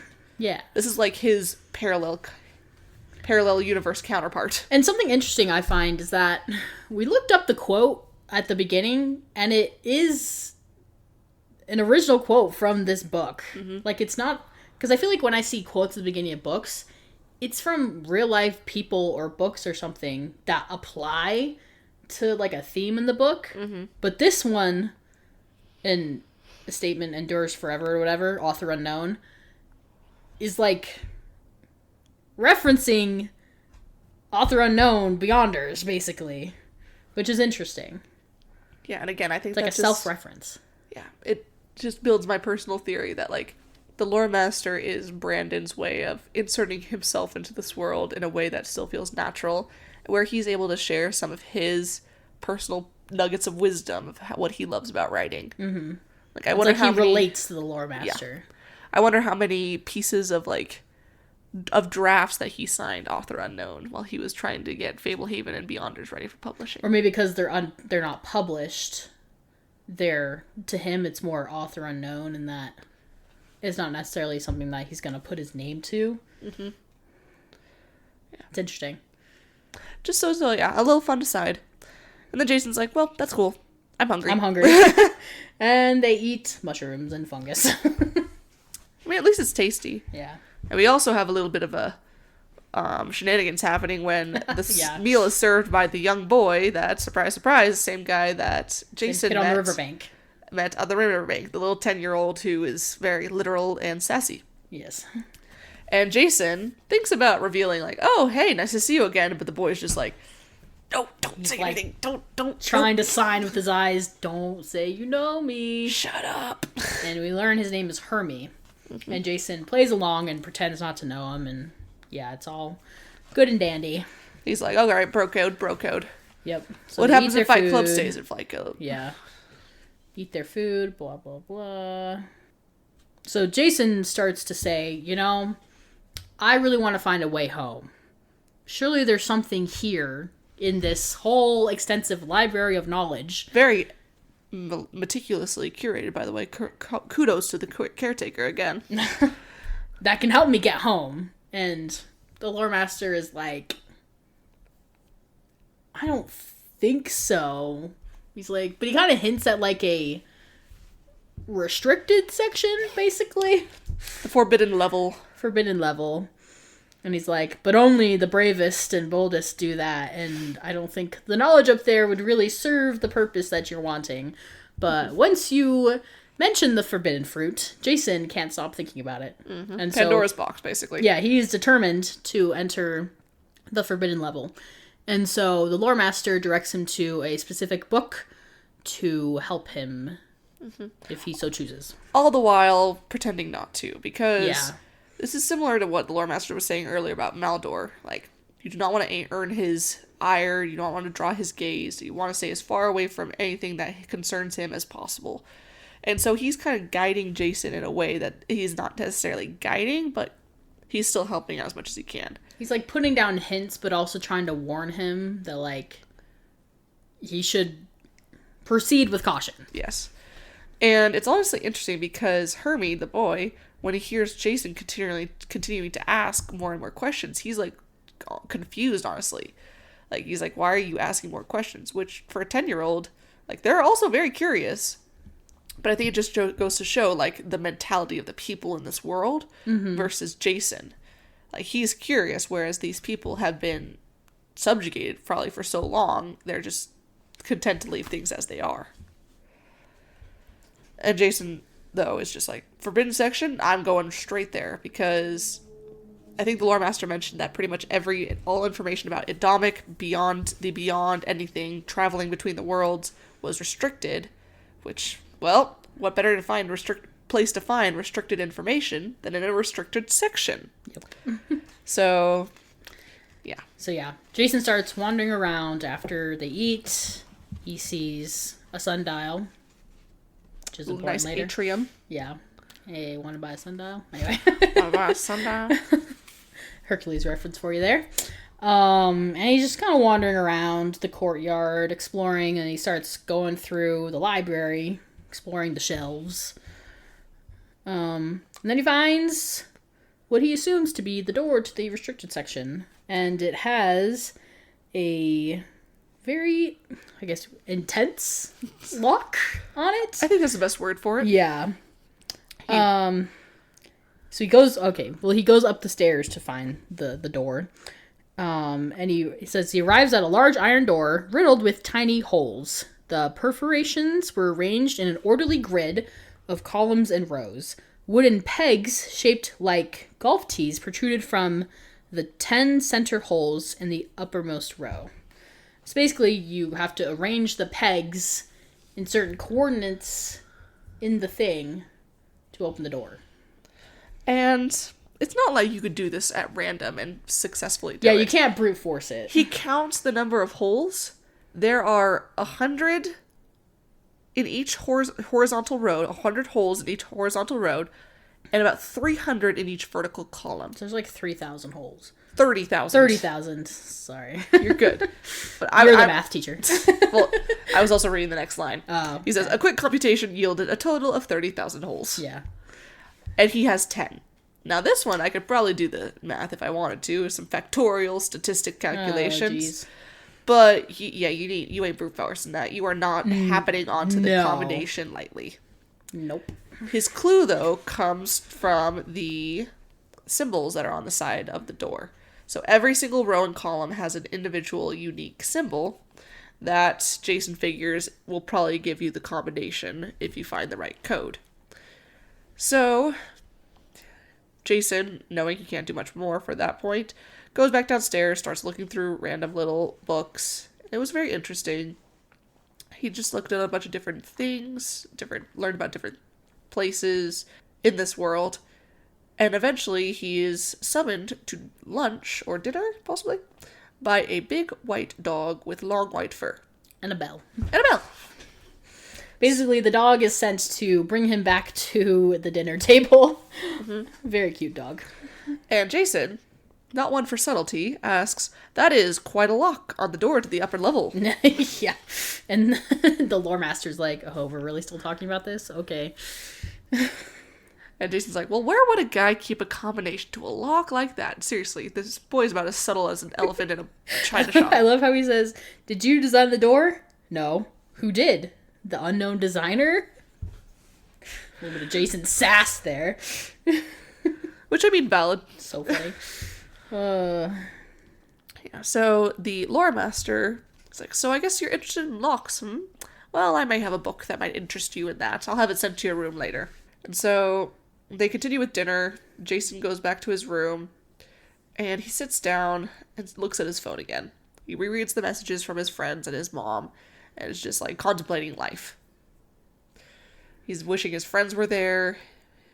Matt was his loyal friend. Tim is hilarious. Jason's like, "If they were here, I'd feel less scared." Mm-hmm. And he's like hoping that they don't blame themselves for not checking in with him or insisting that he go to the doctor after the hit from the head. And he's just like, "I wish I could tell them that I'm okay." So eventually a knock on the door comes, and he lets in Hermie, who's holding the book that Jason requested. And Herbie looks at the phone with the flashlight on. He's like, "Weird light. Do you dabble in Adomic?" Just casually asking, "Hey, are you magic?" Yeah. Jason's like, "It's from the beyond, but it won't last much longer." And then Hermie's like, "Hey, thanks for not ratting me out earlier." And Jason's like, "Yeah, no problem." And then Herbie goes, "So what were you thinking when you shot that arrow?" And he's like, I don't think going off the waterfall was a good idea, so I was trying to help them." And then Hermie's like, "Are you trying to be some kind of hero? Is that why you're poking around in the upper level?" "I'm no hero, I just want to get home. I want to get to Hearthenham, I'll bet." Whatever that is, later in the book. But I really do like that's the question Hermie asks. Like, what are you, some kind of hero? Yeah. Especially when the name of the book is A World Without Heroes. It's like a derogatory term or something, like trying to be some kind of hero. Mm-hmm. And so, like, we saw from the beginning of the prologue, like, the hero of this world, the prince, was beaten. Was completely beaten. He hadn't surrendered, but he was captured, his last weapon was used, and, like, the way Maldor was implying, the keystone was removed, the resistance was going to crumble. Yeah, everything that we've learned in this world up to this point is that everything is very dark and gloomy, people are very pessimistic, try not to get in trouble because Maldor is watching. Reach is far and wide, and you can't really escape him, basically. And so, hence, a world without heroes. And so now Jason's being called a hero. It's like, well, maybe that's what he's here to be. So Herbie leaves the book, and Jason starts looking for the clue. And that's when we get to the next chapter. Chapter 3, The Word. We have the hippo, the lore master, the word. I wonder how long it'll start with the. I'm going to check the next chapter now because I'm curious. It's either the or a name. It is the. The Blind Cave. Yes, it is.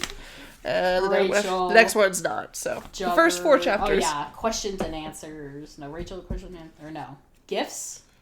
Rachel, Juggered. Gifts, Juggered. Ned? Macroid? Macroid. Then Ned? Tark. Then Ned. Then Farron. Jailbreak. Nicholas. Queen Suits and Answers. Chancellor. White Lake. Jasher. The Sunken Lands. Pythoness. Holy crap. Keep going. Well, I did just read this. Wait. It does start with the. The something feast? Eternal Feast. Eternal Feast, that's what it's called. Drake? Duel. Duel. And then Escape. Yeah, it's like escape? It's funny if it's spelled just like the word escape. Then interesting. Wait. So he escapes, then he gets captured, and then Drake comes and he's like, I'm gonna make sure you get your audience. And... Is it the word again? Yes! I never noticed that. It's a duplicate. I remembered last time I read it, I was like, the word is at the beginning when he learns it and then when he uses it. Chapter 3 and chapter 23 have the same title. Deep Well is in there somewhere. That's the last chapter. Yeah, but there's one in between. The next one is like Rescue? Prisoner. And then Deep Well. Deep Portal. Deep Portal. Whatever. I did pretty good.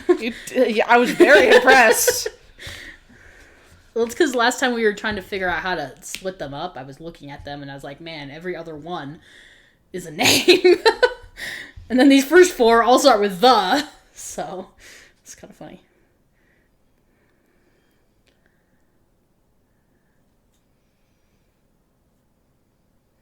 That's why I was thinking Deep Well. Deep Well is a place in Five Kingdoms. It's 5 Kingdoms, yeah.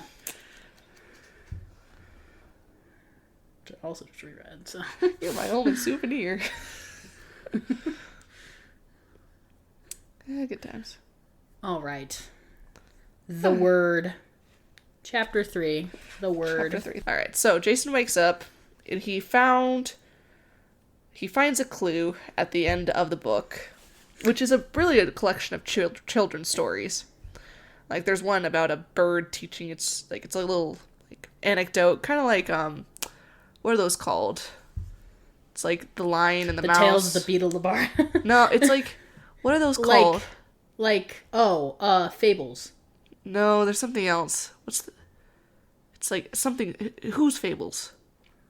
There's a name. Yeah, there is a name. What's the name? Does it start with a G? Aesop's. Aesop. Boom! Aesop's Fables, that's it. I was like, they're fables, but what is the name? Yeah, Aesop's Ooh, Fables. I'm proud of that one. That was a good poll. Thank you. Alright, they're basically, this world's version of Aesop's Fables, like, The Life I Have Known, The Conversations with an Osprey, Mysteries of the Deep, The Last Wishes of a Bumblebee, things like that. Mm-hmm. But at the very end of the book, on an otherwise blank page, is a single word, Moondial. And Jason's seems related. I like this because Brandon has a bit of a pattern. Writing a phrase or a word at the end of a book to give a clue to the main characters. Yeah, it definitely holds true for the first 2 series. Drink the milk. Now, Moondial. Nah, it doesn't work.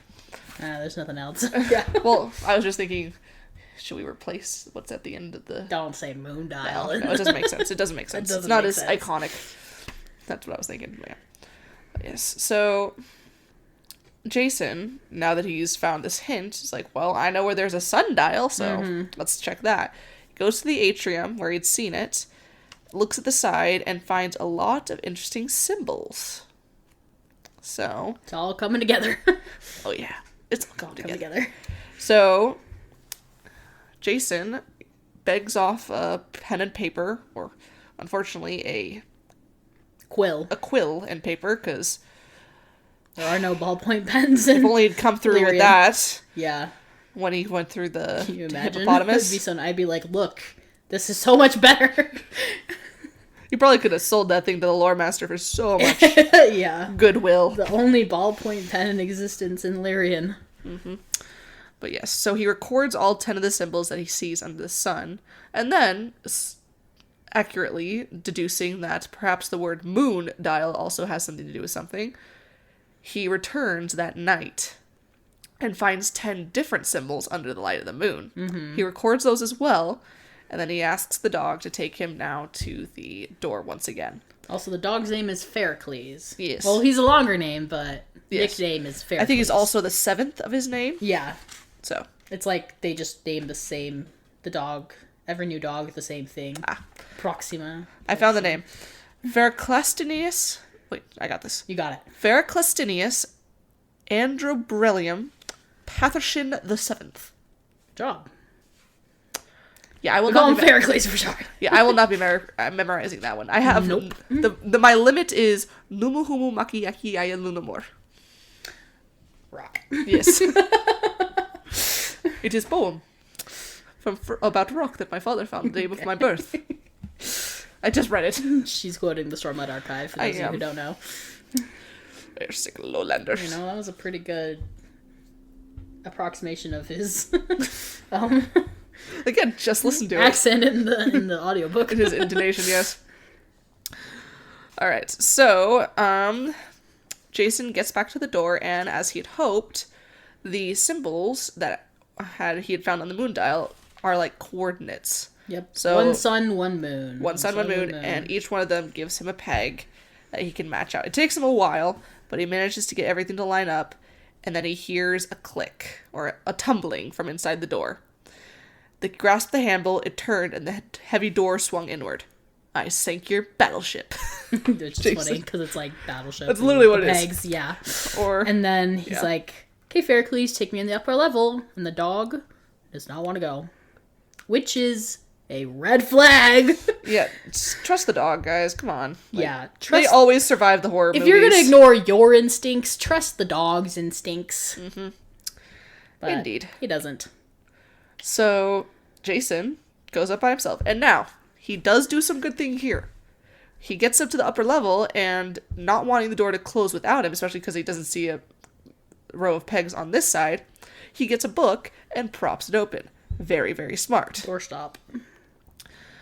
It gives more Narnia vibes, like, no sensible child would ever shut themselves in the closet. One knows not to shut oneself into a wardrobe.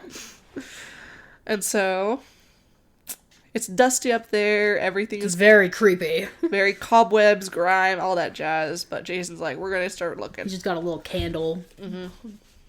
He starts pulling books off the walls, and he's starting to see why these are forbidden. Like, the first one he sees, subtleties of manipulation, with the name Demek, appeared at the base of the spine. Jason reads a little bit, and...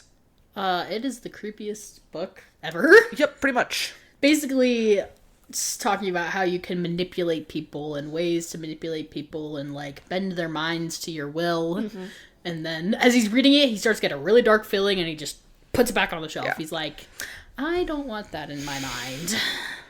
Yeah, it even, like, says, like, specifically, the best manipulations come from people who do not know that they are being manipulated. Mm-hmm. The master manipulator lies as little as possible. He believes what he professes. It makes him difficult to unmask. It's just like... Yeah, the last sentence he reads is, the most satisfying victories occur over adversaries who do not realize they have been conquered. Which honestly gives, like, memories to, like, how Maldor probably conquered most of the world before he had to start reverting to force. So he looks at a few more of the books, and he sees Religion and Subjugation, Memoirs of a Lost Soul, The Unquenchable Thirst. None sounded very wholesome. So he keeps walking around. He ends up in a little... He tries to get back to the door, but he ends up in this open area with he's only lost. furnishing. And he's like, dang, I could prop the door open, but I didn't bring, like, a red thread or breadcrumbs. Yeah. Rookie mistake. But he ends up in a little area where the only furnishing was a black pedestal surmounted by a huge book. A plush dark carpet woven with imagery of cruel thorns covered the floor. And Jason's like, okay, intense. Mm-hmm. So he goes to the book, and everything just gets creepier and more gross as we go. Because he says, the book appeared to be bound in human skin. I'm not gonna read the description, but yeah, just imagine. So he has morbid fascination, and he's, kind of thinking about it, getting creeped out. The book rests propped at an angle, so he starts to read it, and it says, "The Book of Salzared, bound in his hide, scribbled in his blood." And of course the ink is a dark maroon. Yeah, so he turns the page, and the text says, "Be cautioned, reader. Some knowledge can never be unlearned. Such is the secret contained herein. Proceed only in defiance of this gravest warning, for the dire words that follow will set you in opposition to Maldor evermore." And Jason, being a teenager, jumps to a conclusion. For one thing, he's terrified because this book is creepy. But then he's like, well, what if this book has the knowledge I need to return home? Apparently that knowledge was forbidden, like, as, like, the most, like, heinous by Maldor. So he's like, what if this book has that information? He just can't live with a what if. Mm-hmm. So he turns the page. And he reads, I, Salzarid, chief scribe of Maldor, in a desperate act of betrayal, hereby impart knowledge pertaining to the only vulnerability of my lord and master, and do bind these words in my mortal flesh, that they might be preserved against those many hands which would otherwise destroy them. I can see why he's the chief scribe, I'll say that. Man's got bars. Yeah, he's eloquent. And he discloses the nature of the word. A single word in Adamic, which spoken in the presence of Maldor, will unmake him entirely. None know all the syllables. However, fragments are known to my fellow conspirators who stand upon protected ground awaiting one of sufficient courage to puzzle the syllables together. Mentions how you can only have one chance because once it's spoken, it will erase itself from your mind. And that by reading these words, you have also nominated... writing it down does the same thing. Right. Writing down the word also erases it from your mind. So, no pressure. Yeah. By reading these words, you have nominated yourself to recover the keyword, the only hope of deposing my lord and tyrant. Move swiftly. The knowledge you now possess marks you for prompt execution. The first syllable is A. Now depart. Let not my sacrifice be in vain. Away, Salzarid. And that last chapter, one of those last paragraphs, is the little tease at the back of the book. Like, I am holding a paperback version right now. The back of it says, by reading these words, you have nominated yourself to recover the keyword. Move swiftly. The knowledge you now possess marks you for prompt execution. The first syllable is A. That's like the little blurb that it puts at the back to be like, hey, read this book. Yeah. It's cool. And execution, that's what drives every teenager in, right? Jason, obviously, is very confused. He's like, this is definitely not what I wanted. And he's like, could the admonitions he had read be real? Surely the book was of no great importance if it lay up here in this dusty attic, behind the most intricately locked door he had ever seen, in a library hidden in the middle of a forest. Oh, crud. I love how it kind of breaks the third person right there. He's just like, surely it can't be that important. Except it's not like it was behind a locked door, hidden in a place where no one ever goes. Completely out in the middle of nowhere. Secret knowledge. Ah, crap. That's great. Yeah. And I can definitely see, like, a kid, like, self-narrating and is, like, oh, it's fine, I'm fine. It's fine. It's like, the logic here is like, crap, this is hidden for a reason. Yeah. And then, the creepiest thing happens. Suddenly, a flap of skin lifted on the center of the cover, revealing a glaring eye. A human eye, which looks directly at Jason. And understandably, he freaks out. Drops a candle, scrambles backward, burns his hand. He's now plunged into darkness. He's absolutely terrified. Rightfully so. And so he finally hears a little jingling, and Ferocles, the blessed pupper, that dog, comes, and even though he had been absolutely reluctant to come up here, he comes and finds Jason and leads him out. Takes him to the lore master, who is standing outside the door. Yeah, and he's like, you couldn't resist, could you? In his defense, dude, you made it sound like the most tempting option possible. Yeah. And Jason's like, why would you imply that the answers I need were up there? But also, to the lore master's defense, until this moment, he didn't ever even kind of believe that Jason could be a Beyonder, because he says the only real reason that people come to the repository of learning is to seek the word. Mm-hmm. Really.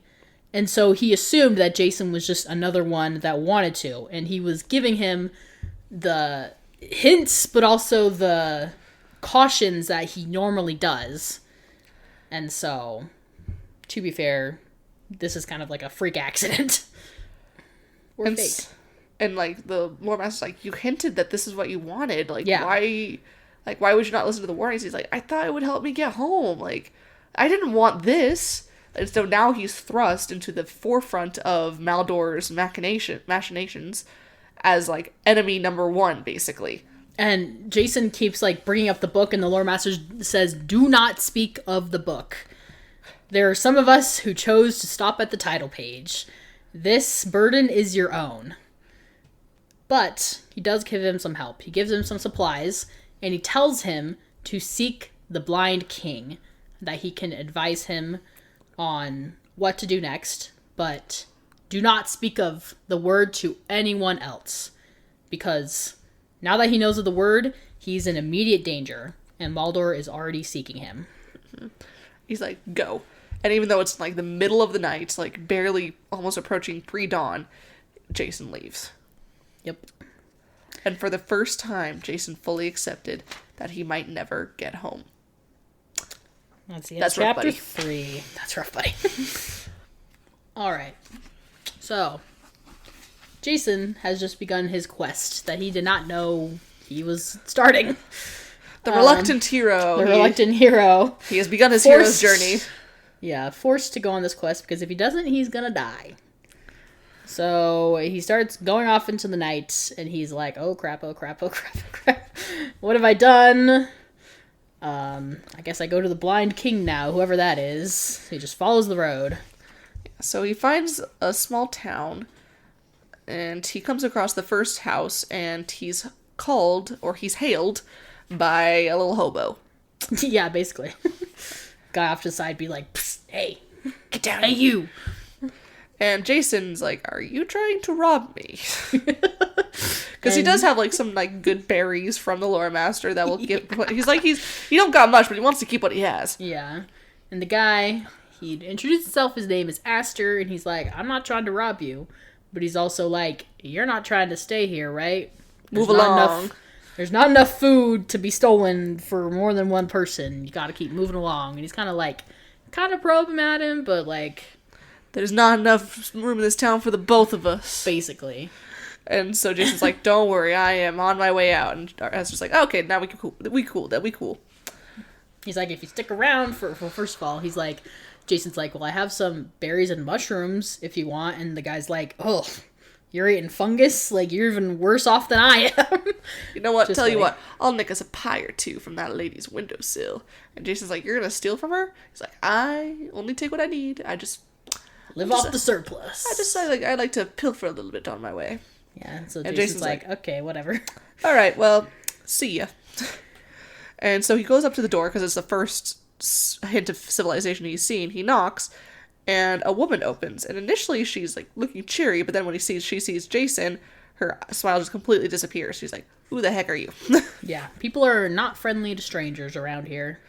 And so he's like, I'm looking for some directions. Can you direct me to the blind king? And so she's just she's not having this. Her scowl is deepening. Are you one of his misfits? You ought to know where to find him. And she's like, I need his advice. Please help me out. And the woman is still very belligerent. She ends up opening the door a little bit wider and showing an enormous dog that looks like a bulldog, but this is the size of a Saint Bernard, which is frankly a terrifying image. Huge. Saint Bernards are big dogs. Yeah, like probably my waist. Yeah. And this is a bulldog that size? Yeah, and it is angry. Uh-huh. Barking. And of course, the dog's name is Puggles. Yeah, and she's like, Puggles would prefer if you stop sharing our hospitality and move along. And Jason's like, what can I do to get this lady to help me? And he's like, well, I don't know if you know this, like, you probably don't know this, but there's a guy out there, he's about to steal from you, and I just want to warn you. And the lady's like, oh, you mean Aster? And Jason's like, wait, you know him? And she's like, yeah, he's been taking stuff from me for years. I've tried to get him to come stay with me, but he won't have it. So basically, she's friends with the hobo guy, and to just, like, leaves food out for him to steal from her because he won't accept charity. Mm-hmm. And then she just looks at Jason. She's like, okay, you tried to warn me when you thought I was going to get robbed. You're probably not a super bad kid. Here's some bread. Take a right at the town square and then keep going straight past the Puzzle Master's house, okay? Get. Yep. Is basically the extent of the conversation. Yeah, so Jason says, her name's thank Franny, you. by the way. Keeps moving along. So Jason follows the directions. He passes a stone obelisk that marks the intersection she mentioned. And He notices that one side of the obelisk was deeply scarred, as if an inscription had been gouged away, which I find is very interesting. That's interesting. I've noticed that before. And so, but then he keeps walking. He passes a fenceless house that has, in its front yard, a ceramic dome segmented by lines, suggesting it was a complex three-dimensional puzzle. And Jason's like, "Hi there, is one of you the gamester?" Which Franny told him about. And then a man says, "I am." He's a big guy, built like a linebacker. He's wary, but he's not like afraid of Jason at all, which, I mean, fair. Yeah, he could take him down. And so Jason's like, "Oh, are these your puzzles? Did you make them?" He's like, "Yeah." Jason's like, "Oh, cool. Do you sell them?" And the gamester's like, "No, I just give them away." And the only person who comes by to solve them, though, is Jerome, which is Jason finds very, very interesting. He's like, "Okay, well, do you know how I can get to the Blind King?"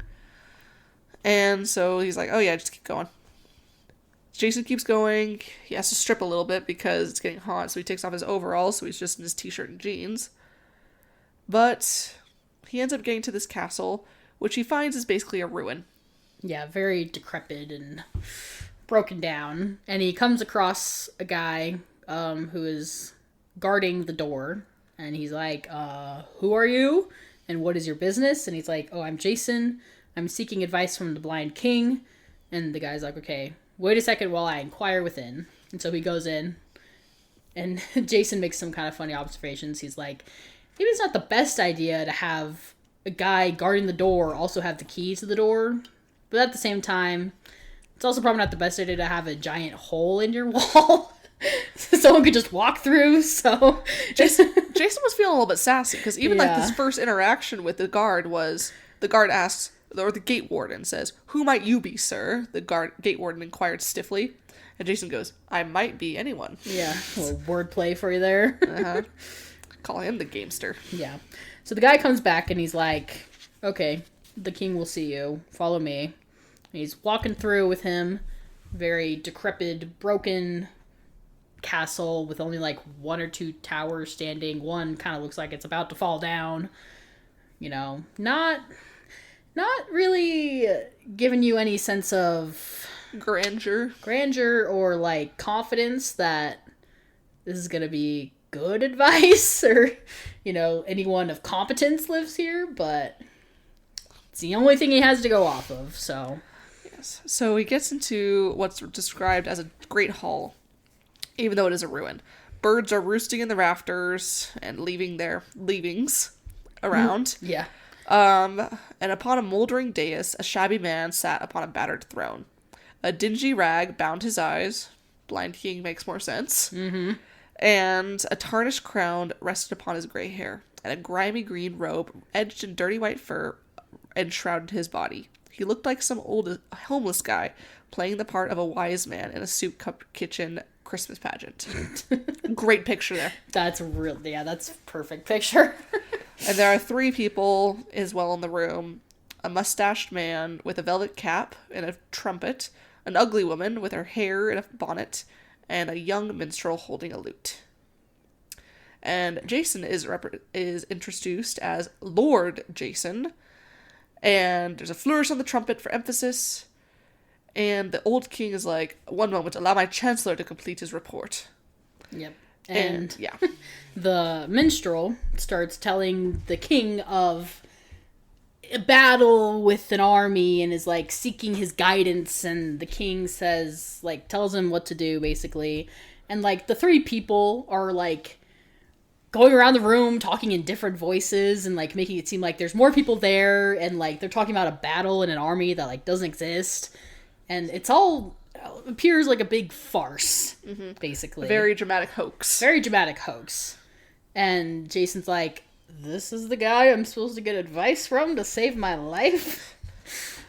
And he's honestly half tempted to just turn around and walk out, but apparently that would be rude, so he points to his manners. He decides to play along, and once it's his turn, he speaks to the king, and he says, "I come seeking wisdom." And then people are like, "We came to the right place," in a different position, you know, like they're going around the room talking to different voices. You're here. Yeah. And then the king is like, What wisdom do you seek, young traveler? I'm not entirely sure. What guided you to my kingdom? I was referred here by a lore master. He lives in a repository. Say no more. I understand. Jason noticed the king's grip momentarily tighten on the arms of the throne. So all Jason had to say is he came at the behest of a lore master from a repository, and the king knows exactly what he's talking about. And it seems like nobody else does. Yeah. So that gives you a little hint of, maybe there is something here. So, the king requests to speak with Lord Jason in person and in private. So, they exit out of a door, and they go up one of the steps, and the king dismisses pretty much all of his attendants and says, "Let Lord Jason be my guide." Jason takes his arm and is guiding him up. And the gate warden, pretty much all of them are be like, "Come on, keep playing along, Jason." He's like, you have a spectacular castle. Great place, indeed. Grandeur, yes. And the king is like, "Thank you. Most gracious of you." And then he dismisses the rest of his attendants, and he's like, "We'll proceed alone. Thank you."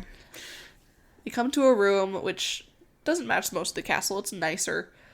And then almost immediately, though, the second the door is unlocked and is closed behind them, the king stands up straighter, walks on his own, and sits down across from a table, gesturing to the other for Jason. His bearing has completely changed.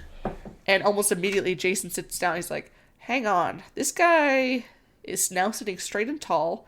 He's now noticing the broadness of his shoulders, and his bearing somehow seemed more regal than when he had been slumped upon the throne." And he's like, "Hang on, this is looking better." A little more hopeful. So the king gets right down to business. He says, "Britannis sent you." "He did, your majesty." "Then you've seen inside the book bound in living skin." Right to the point. And then Jason's like, "Yes, I have." And so the king is like, "Finally, at long last." And Jason's like, "Wait, how do you know about the book?" And the king says, "I too have seen within the pages." And, No, none know, really. Yeah. And he's like, "Oh, so you have part of the word?" And Jason's like, "Yes, I have the first syllable." And so the king's like, "You have a great burden on you. You must think me a fool." And Jason's like, "What? Why?" And he's like, I know the truth. I know this is an elaborate farce trying to keep me convinced that I have a grand kingdom, but I know exactly what's going on, but I allow them to have their fun, and I play along because it gives them purpose, and it's easier, and it's helpful to them, if nothing else. And Jason has a very interesting observation here. He's like, "I've come across some weird relationships lately. A woman who lets a hobo steal from her because he refuses to accept her charity. A game maker who crafts puzzles for the single person who takes the time to solve them. A librarian or a lore master who guards a library that almost nobody ever comes to." Like, all of these things where, like, people find purpose where they can because that's all they can do, really. And I like how the king then says, like, he says, "Part of the reason I play along with our ludicrous pretensions is because it casts us in a ridiculous light. The more absurd we seem, the less we need fear the emperor." And I was like, that's really smart, actually. The less of a threat you seem, the more you can, like, fly under the radar. Hide in plain sight. Yeah. I love how just to the point the king is. He's like, "So are you beyonder?" And Jason's like, Britannis used that word. I think so. I came here through a hippopotamus." And the king's like, "Interesting. A water horse." Which I find super interesting because I never noticed this before, but the etymology of that word is literally water horse. Yeah. Like, I was thinking about the word, like, hippocampus or hippogriff, like, both describing horse fish or horse birds. Mm-hmm. Hippo, I think it is Greek. I think so. The at least the prefix hippo refers to horse, and then potamus was another word for, like, a Greek river god. They were potamus, like, said to be in the river. I think, like, Hercules fought one at one point or another, and so together, hippopotamus, horse of the river. Which, I mean, to the Greeks and Egyptians of ancient times, that's literally what a hippo was. Yeah. It was a horse that lived in the water and could probably kill you. So, I mean, the nose, the face shapes are kind of similar, long, and like the nostril. I don't know. That's all I got, but I just thought it was interesting because I'd never noticed that before. Mm-hmm. Hippopotamus itself is just a weird word, but it's interesting to see that it has an actual logical, it's a literal, translation. Etymology. So it's interesting because then Jason is just like talking, like explaining, like, I worked in a zoo. I heard music coming from the tank. I fell in. The hippo swallowed me, and all of a sudden I was here, and I saw a boat of musicians. And the king is like, oh, the Giddy Nine. He's like, yeah. And then I tried to help them. They went off the waterfall. Ended up the repository of learning. Learned about the word. They sent me here. And the king explains a little bit more about the Giddy Nine.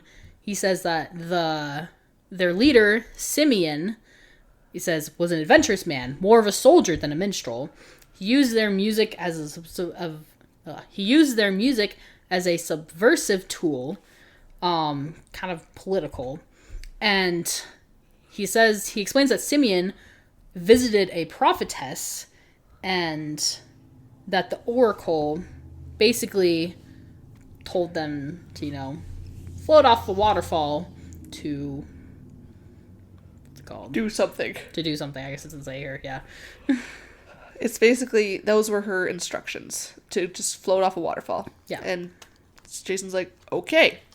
So I don't know why they would want to bring me here if that was what they were trying to do. My dad's a dentist and I'm a student. That's I'd never sacrifice for a cause. Like, I have a boring life. Like I've done some help at soup kitchens, but that's about it.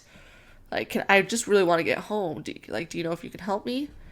And the Blind King does some more world building here, because apparently, as the lore master mentioned, all of that knowledge is banned, and even then, like, it's hard to get from place to place, even just within Lyrian, because Maldor has begun discouraging the naming of places, which puts a little bit of extra context on how both Hermie and the lore master reacted when Jason asked, "Where am I?"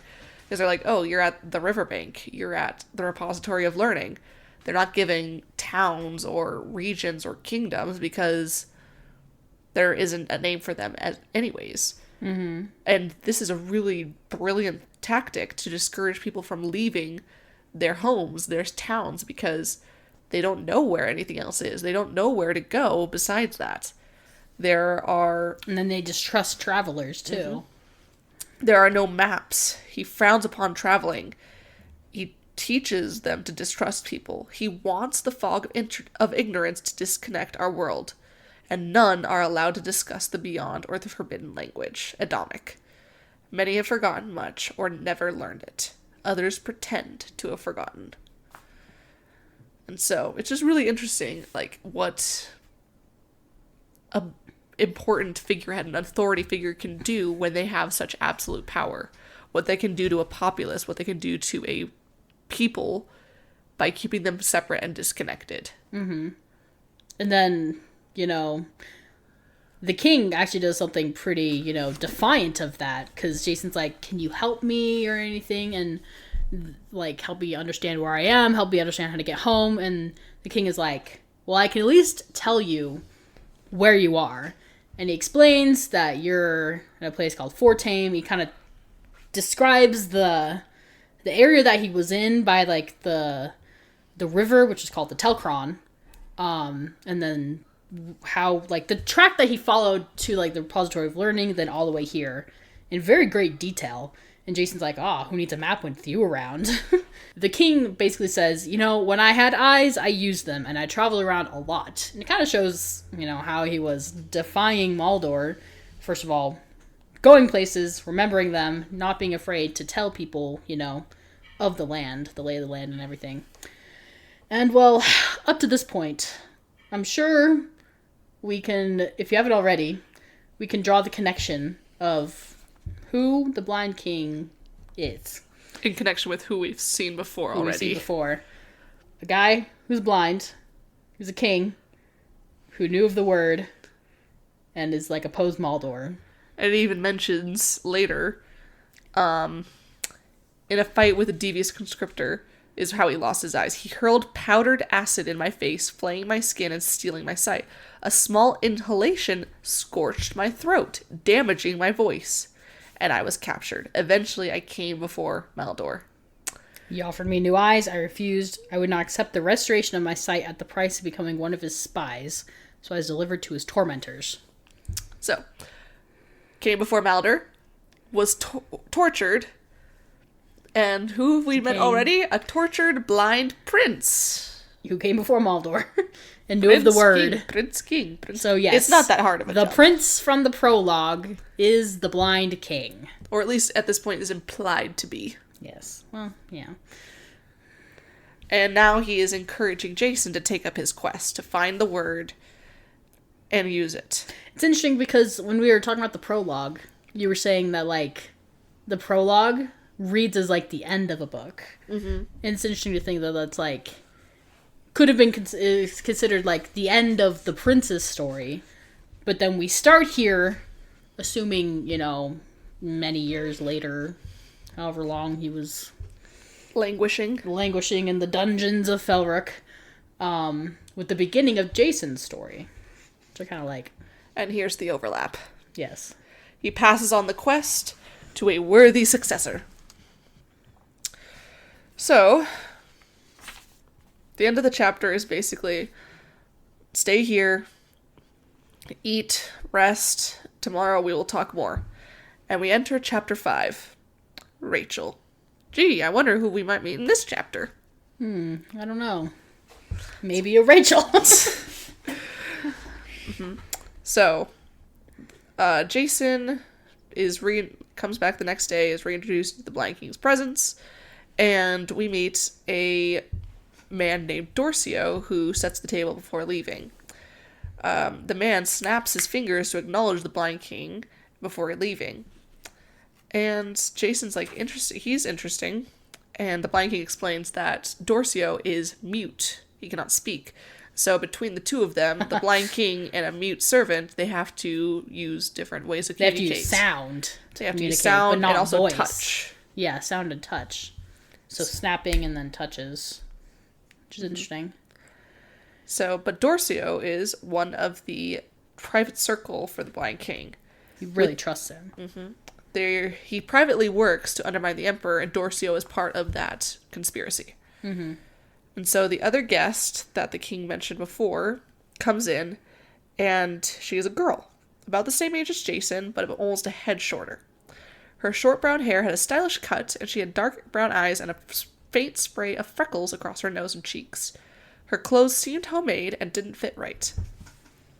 And so the Blind King rises politely, and Jason is like, oh, okay, right. Old-fashioned. Oh, yeah. Gotta get him.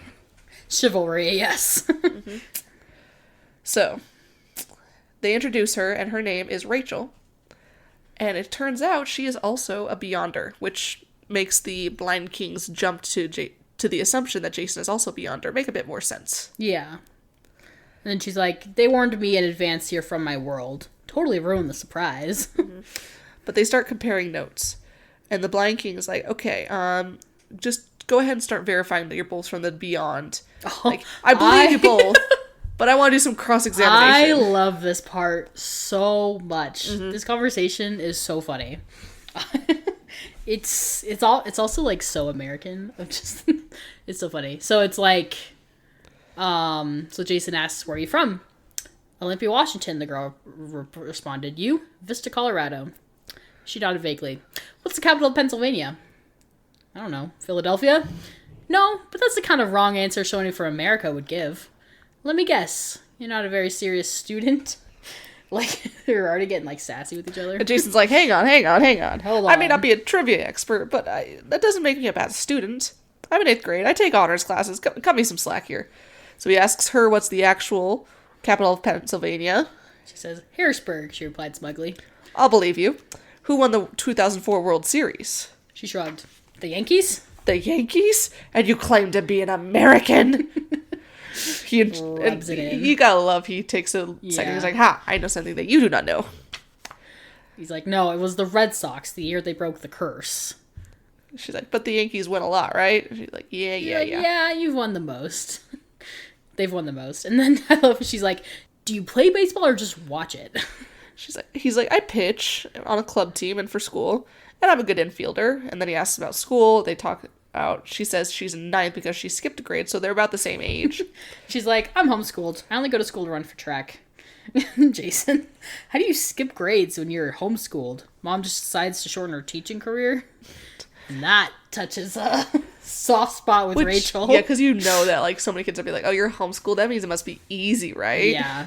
And she's like, my classes are way harder than public school. And he's like, so what track events do you do? And she's like, hurdles and pole vault.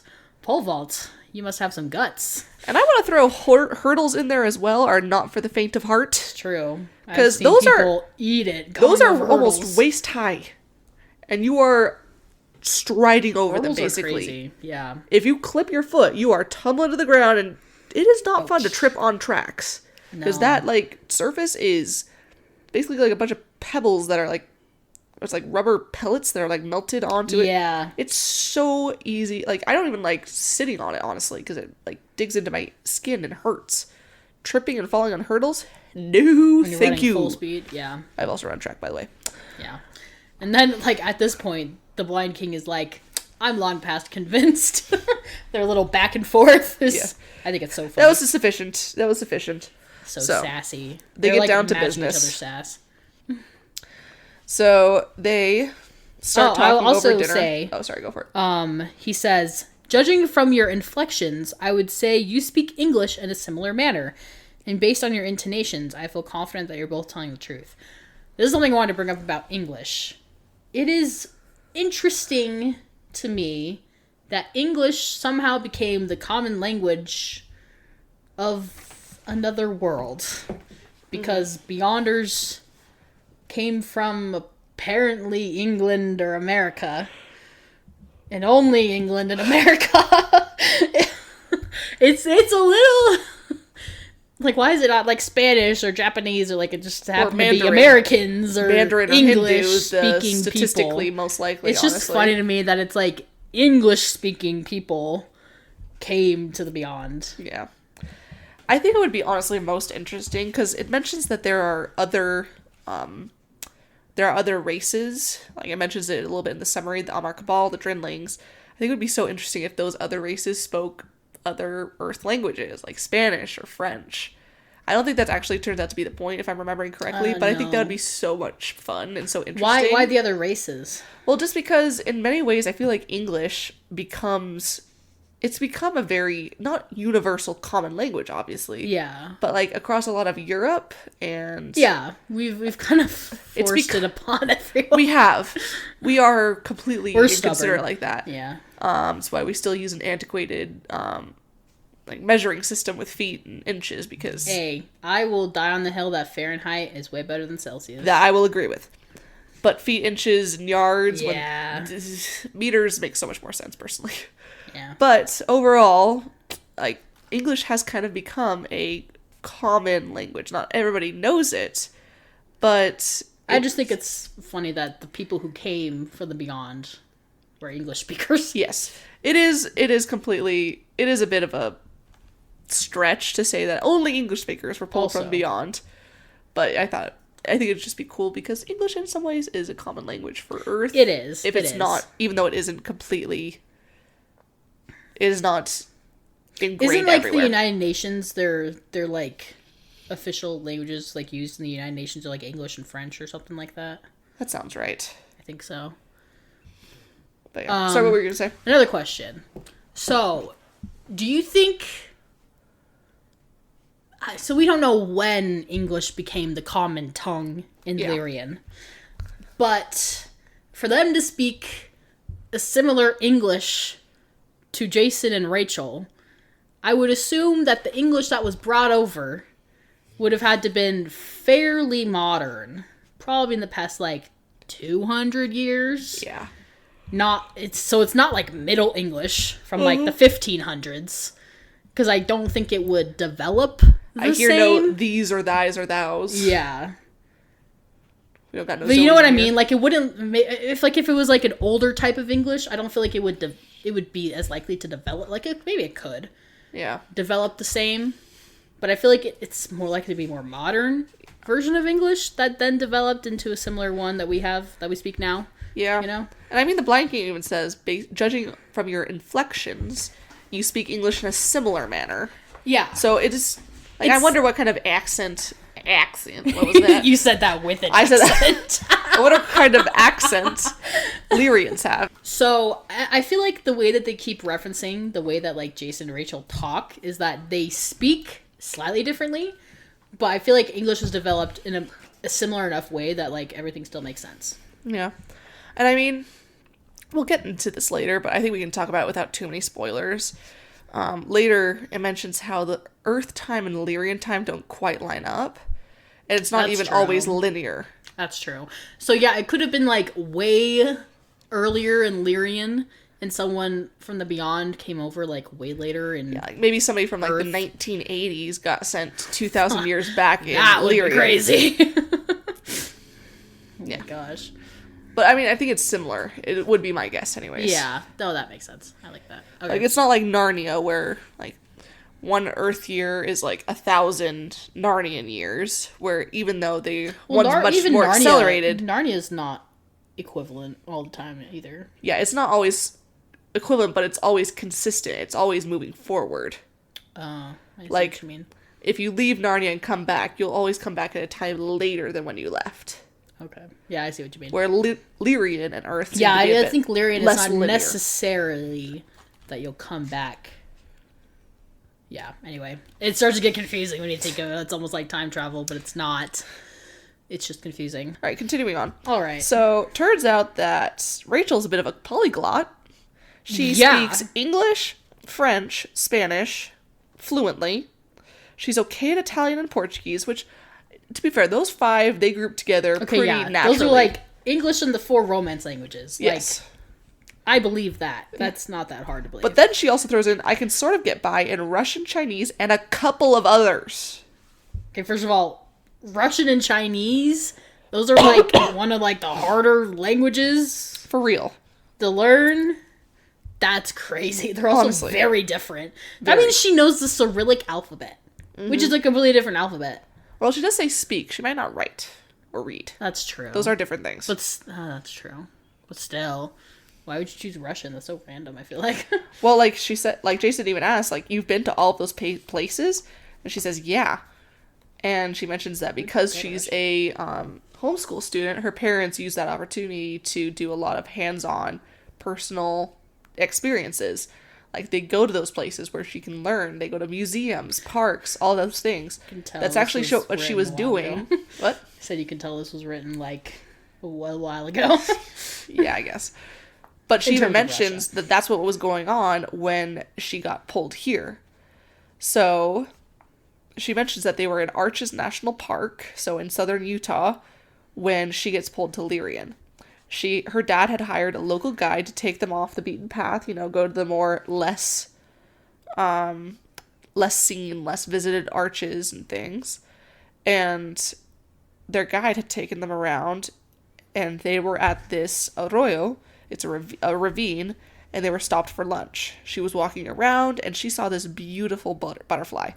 It was huge, each wing nearly the size of her hand, and covered in blue and gold. Mm-hmm. And Jason, I feel like he's almost intimidated, or like he feels like he has to be actually extra He's being sassy. super sassy to Rachel for like no good reason. I think he mentions like he's thrown off because there's a cute girl his age. Yeah, But it's still like, come on, dude. Seems to be slightly aggravated by her. But he throws out, let me guess the twist ending. The butterfly swallowed you and you ended up in Lyrian. And she's like, no. What did happen is I followed the butterfly thinking that it was maybe a new discovery, like nobody had ever seen it before.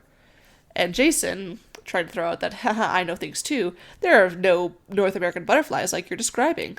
But then the Blind King chimes in saying, we have them here, but go on. Just like reminding us that he's here and he has Yeah. some information. Yeah, he's still part of the conversation. But go on, don't want to interrupt. Keep going. She leaves her parents, she chases the butterfly, She could never get quite close enough to get a good picture, but she could always see it and follow it. So she finally ends up going through this stone bridge, like just a natural stone arch that Arches is famous for and named for. Mm-hmm. And she followed the butterfly, which immediately disappeared after it passed through. She was like, oh, maybe it's in the shadow. So she follows it, and immediately her entire surroundings change. Like, I'm pretty sure, did she say that the arch is gone? Or I think the arch is still, no, the arch is still there. But the terrain is different. It's instead of a leafy, instead of a ravine of... Instead of, like red rock and, like, no plants whatsoever, she's surrounded by green plants and stuff. Like, it's completely different. And she's like, well, can I go back? She tries to go back through the arch, but it's gone. Yeah. Or the portal is doorway gone. that she went through closed. Basically. She finds the butterfly right in the ground in front of her, and it's dying. And so she just sits there and watches it pass. And then she tries to get back. She calls for her parents. She walks up and down, throwing rocks, trying to figure out what's going on. And she walks around. She finds a secluded cabin of a friend of the blind king. Yeah. And she goes in the cabin and finds that the said friend of the blind king is dead. And so she spends the night in the cabin with a corpse. And the next day, Bryn the gamester and Dorcio? Yeah. And Dorcio show up and bring her to the blind king. And interestingly enough, the reason that Dorcio and Bryn were there to collect her was because he had received an urgent message from Arinda, the spellweaver who lived in the cabin the day before, a cryptic missive about doing her part to save Lyrian. And she mentioned she had been in contact with the Giddy Nine. So she was not the Oracle, but she was a part.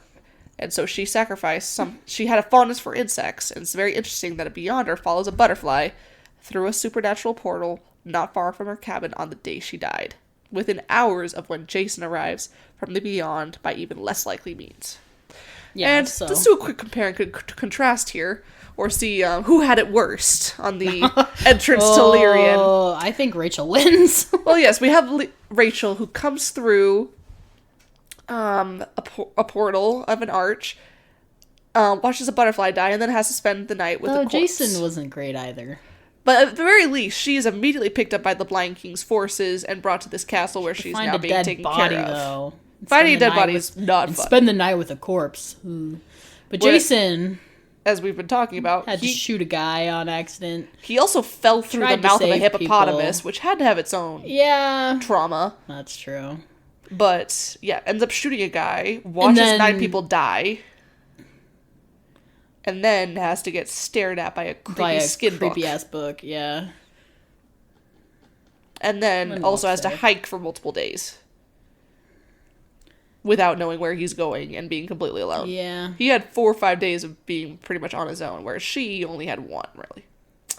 Like 3 or 4 days, yeah. Well, no, because she's picked up the next day.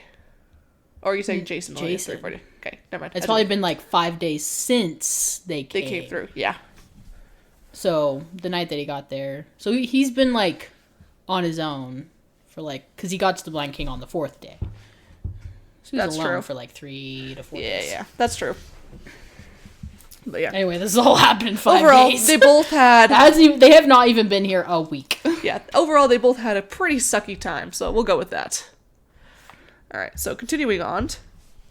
So, and then the Blind King is like... And I've been trying to decide what to do with you ever since. He's like, I'm kind of watched closely here, because, by the Emperor, and I don't think I could hide you as a Beyonder for long, but I believe your destiny is entwined with Jason's. Okay, so... And he says, there are some oracles who truly possess the gift of foresight. Some pretend, some guess, but a few are legitimate. Indeed, some in my family have wielded this gift of prescience. It seems the last great prophetess in the world helped instigate your arrival here. Where true oracles are involved, yes, I believe in destiny. Or at least potential destiny. The future is never certain. I think that's interesting that we're now talking about, like, prophetess and, like, you know... Fate brought them here. Destiny. Yeah. A horse. See, I was gonna go with ring ring. Who is it? Destiny. I've been expecting your call. What is that? Rhino the hamster. Really? That's Bolt, right? Yes, it is. Okay. Ooh, stealth mode. I love Rhino. Well, I'm not all hamster. I was like 1/4 Wolverine in there. But yeah, I highly recommend that movie. Bolt is a great movie. One. So Jason tells how he got to Lyrian. And the Blind King stops him before he can talk about the repository of learning. And he says, Jason took a detour before joining us here. The details of this detour are perilous to any who learn them. Jason acquired information that directed him toward a quest that could destroy Maldor. And now it's up to Rachel if she also wants to take up that quest. I also like this part of the conversation where, the Blind King says, it must all be part of the Oracle's design. And Jason's like, wait, so you're telling us everything we do is already, like, predetermined? Yeah. And the Blind King says, certainly not. Oracles do not deal in absolutes. Only Sith. That's a Sith thing, not an Oracle thing. I can't stop saying the quotes today. Oracles do not deal in absolutes. They deal in possibilities. The future is always in flux, changing according to the decisions made in the present. Presumably, somewhere in our wide array of possible futures, there's a chance that this quest of yours could yield favorable results to those who oppose Maldor. We know nothing more. And Rachel's like, you think I'm a part of this? And the Blind King is like, well, it seems that both the Gideonine and Arinda were hoping to draw, Beyonders here to help, and that happens to be you two. And so you both must have a part to play in this. But I do credit the Blind King with this. He gives Rachel the choice. Yes. He's like, Jason, you're screwed. You got no choice. You're in this now. You have no choice or else you die, basically. you got nothing here. But Rachel, now on the other hand, you have not heard anything. You do not know anything. For all we know, your existence is still a secret to Maldor. Uh-huh. If you would like, we can set you up on a nice farm with some people who are sympathetic that I trust. You can live a happy life, or at least find some fulfillment. It's more like, and we hope that they don't find out about you, basically. Yeah. The life on a farm is not a guarantee of safety. Yeah. It's a possibility. Perhaps by lying low and hiding your past, you could eventually build a life here. And Rachel's like, nope. I want to go home. Which, fair. I mean, if I had a life where I was traveling the world with my family, get me back there, please. Uh-huh. And the Blind King explains that the safest option, honestly, is to go with Jason. And Rachel's like, how does that make sense? Sounds like a dangerous quest. And the Blind King explains that that Maldor is kind of like a complicated person. He takes interest in his enemies and likes to test them and, like, measure their, like, effectiveness. And basically, like, if you go out not trying to go on this quest, you'll be more likely to be killed sooner rather than later. Yeah. Basically, playing the game is the best way to ensure that you don't get killed. Yes. You have to play Maldor's game. Exactly. Because he will send you obstacles that, theoretically, you can surmount. Whereas, with going a different path, there are too many unknowns and things that can easily spell your doom. Mm-hmm. Kind of reminds me of the vaults of the artifacts in Fablehaven. Going forward, there's at least a chance you survive. Like, the obstacles, the traps themselves, are designed to be, at some point, breakable or beatable. They're not impossible. They're not impossible. Whereas, like, and this is, like, said by Warren from the beginning, once you're in the vault, you do not turn back. Keep going forward, because that is the only chance to survive. Turn back, and it is certain death. It's a point of no return. Yeah. Keep moving forward, you got a chance. So even though Rachel sees 3 options, like the first being lie low and adapt to the world and just give up on trying to get home. The second being going with Jason. Rachel's like, well, the third, I can go off on my own and see if I can get home that way. The Blind King's like, yeah, that's not an option. Like, you will die almost immediately. You've got no shot with that I will one. say the Blind King is very, like, sympathetic to them. He's like, I understand. Like, you're very disoriented and, like, you're both drawn here without your consent. I don't blame you for wanting to get home. I wouldn't blame you if you found a way to get home and went. But at this point, with all the knowledge that we have, I think the best option is to pursue the word. That is your best option for survival. Does he say pursue the word here? I guess not. Yeah. Because, again, he is trying to keep her completely ignorant. Yeah. Pursue the quest. With Jason, yeah. I do like this part right here. He says, for your sake, I'm sorry you're here, Rachel, Jason said. But for mine, I'm sort of glad. It's a relief to talk to someone who at least know the Yankees exist. And Rachel's just like, yeah, well, that sucks for me, though. Yeah. But yeah. And by the end of this chapter, we do not have a decision. The Blind King ends with, I suppose you could surrender to the Emperor. Otherwise, you should pursue the quest. Tonight you will rest under my protection. I will provide you with a room and a bed. On the morrow, I will equip you and offer some parting counsel. For the present, do your best to relax. Yeah, you can totally be relaxed. Yeah. Totally relaxed. So easy. Uh-huh. Well, that's the end of the chapters for this episode. Great setup. Great start. Great way of pushing heroes, reluctant heroes, into their beginning of their journey. Yeah, I like it. We now know the 2 main characters. We know the quest that they're supposed to go on. And we have the mentor person that's helping to orient them and guide them at the beginning of their quest. This is a good, like, first chunk of the book. Mm-hmm. Sorry if it's kind of a long episode, but... Yes. We're thinking about doing shorter like chapters in the future. Yeah, but this chunk really, like, went together. So yeah. I was like, yeah, we should do all these chapters together. Yes, indeed. But we're very excited. Yeah, gets us to the beginning of the story. Yeah, those are good chapters. I like them. They are. It's a good setup. There are some interesting things I had never noticed before until going through them like this. Mm-hmm. So. Yeah, like things like the unknown unknown author. Author unknown, sorry. Author unknown, yeah, whatever. The obelisk having Same descriptor thing. scraped off probably because it had the name of the town, and Maldor discourages those kinds of things. To orient people. And it's just like, we have so many little pieces, and a lot of them are coming together, but so many are also, like, lost in the wind. Like, how did the Blind King presumably escape the dungeons of Fel Rook and appear? Survive. How long has it been? Yeah, especially if Maldor knows where he is. Why does he allow him to stay free? Yeah. It's all of these things. Lots of questions.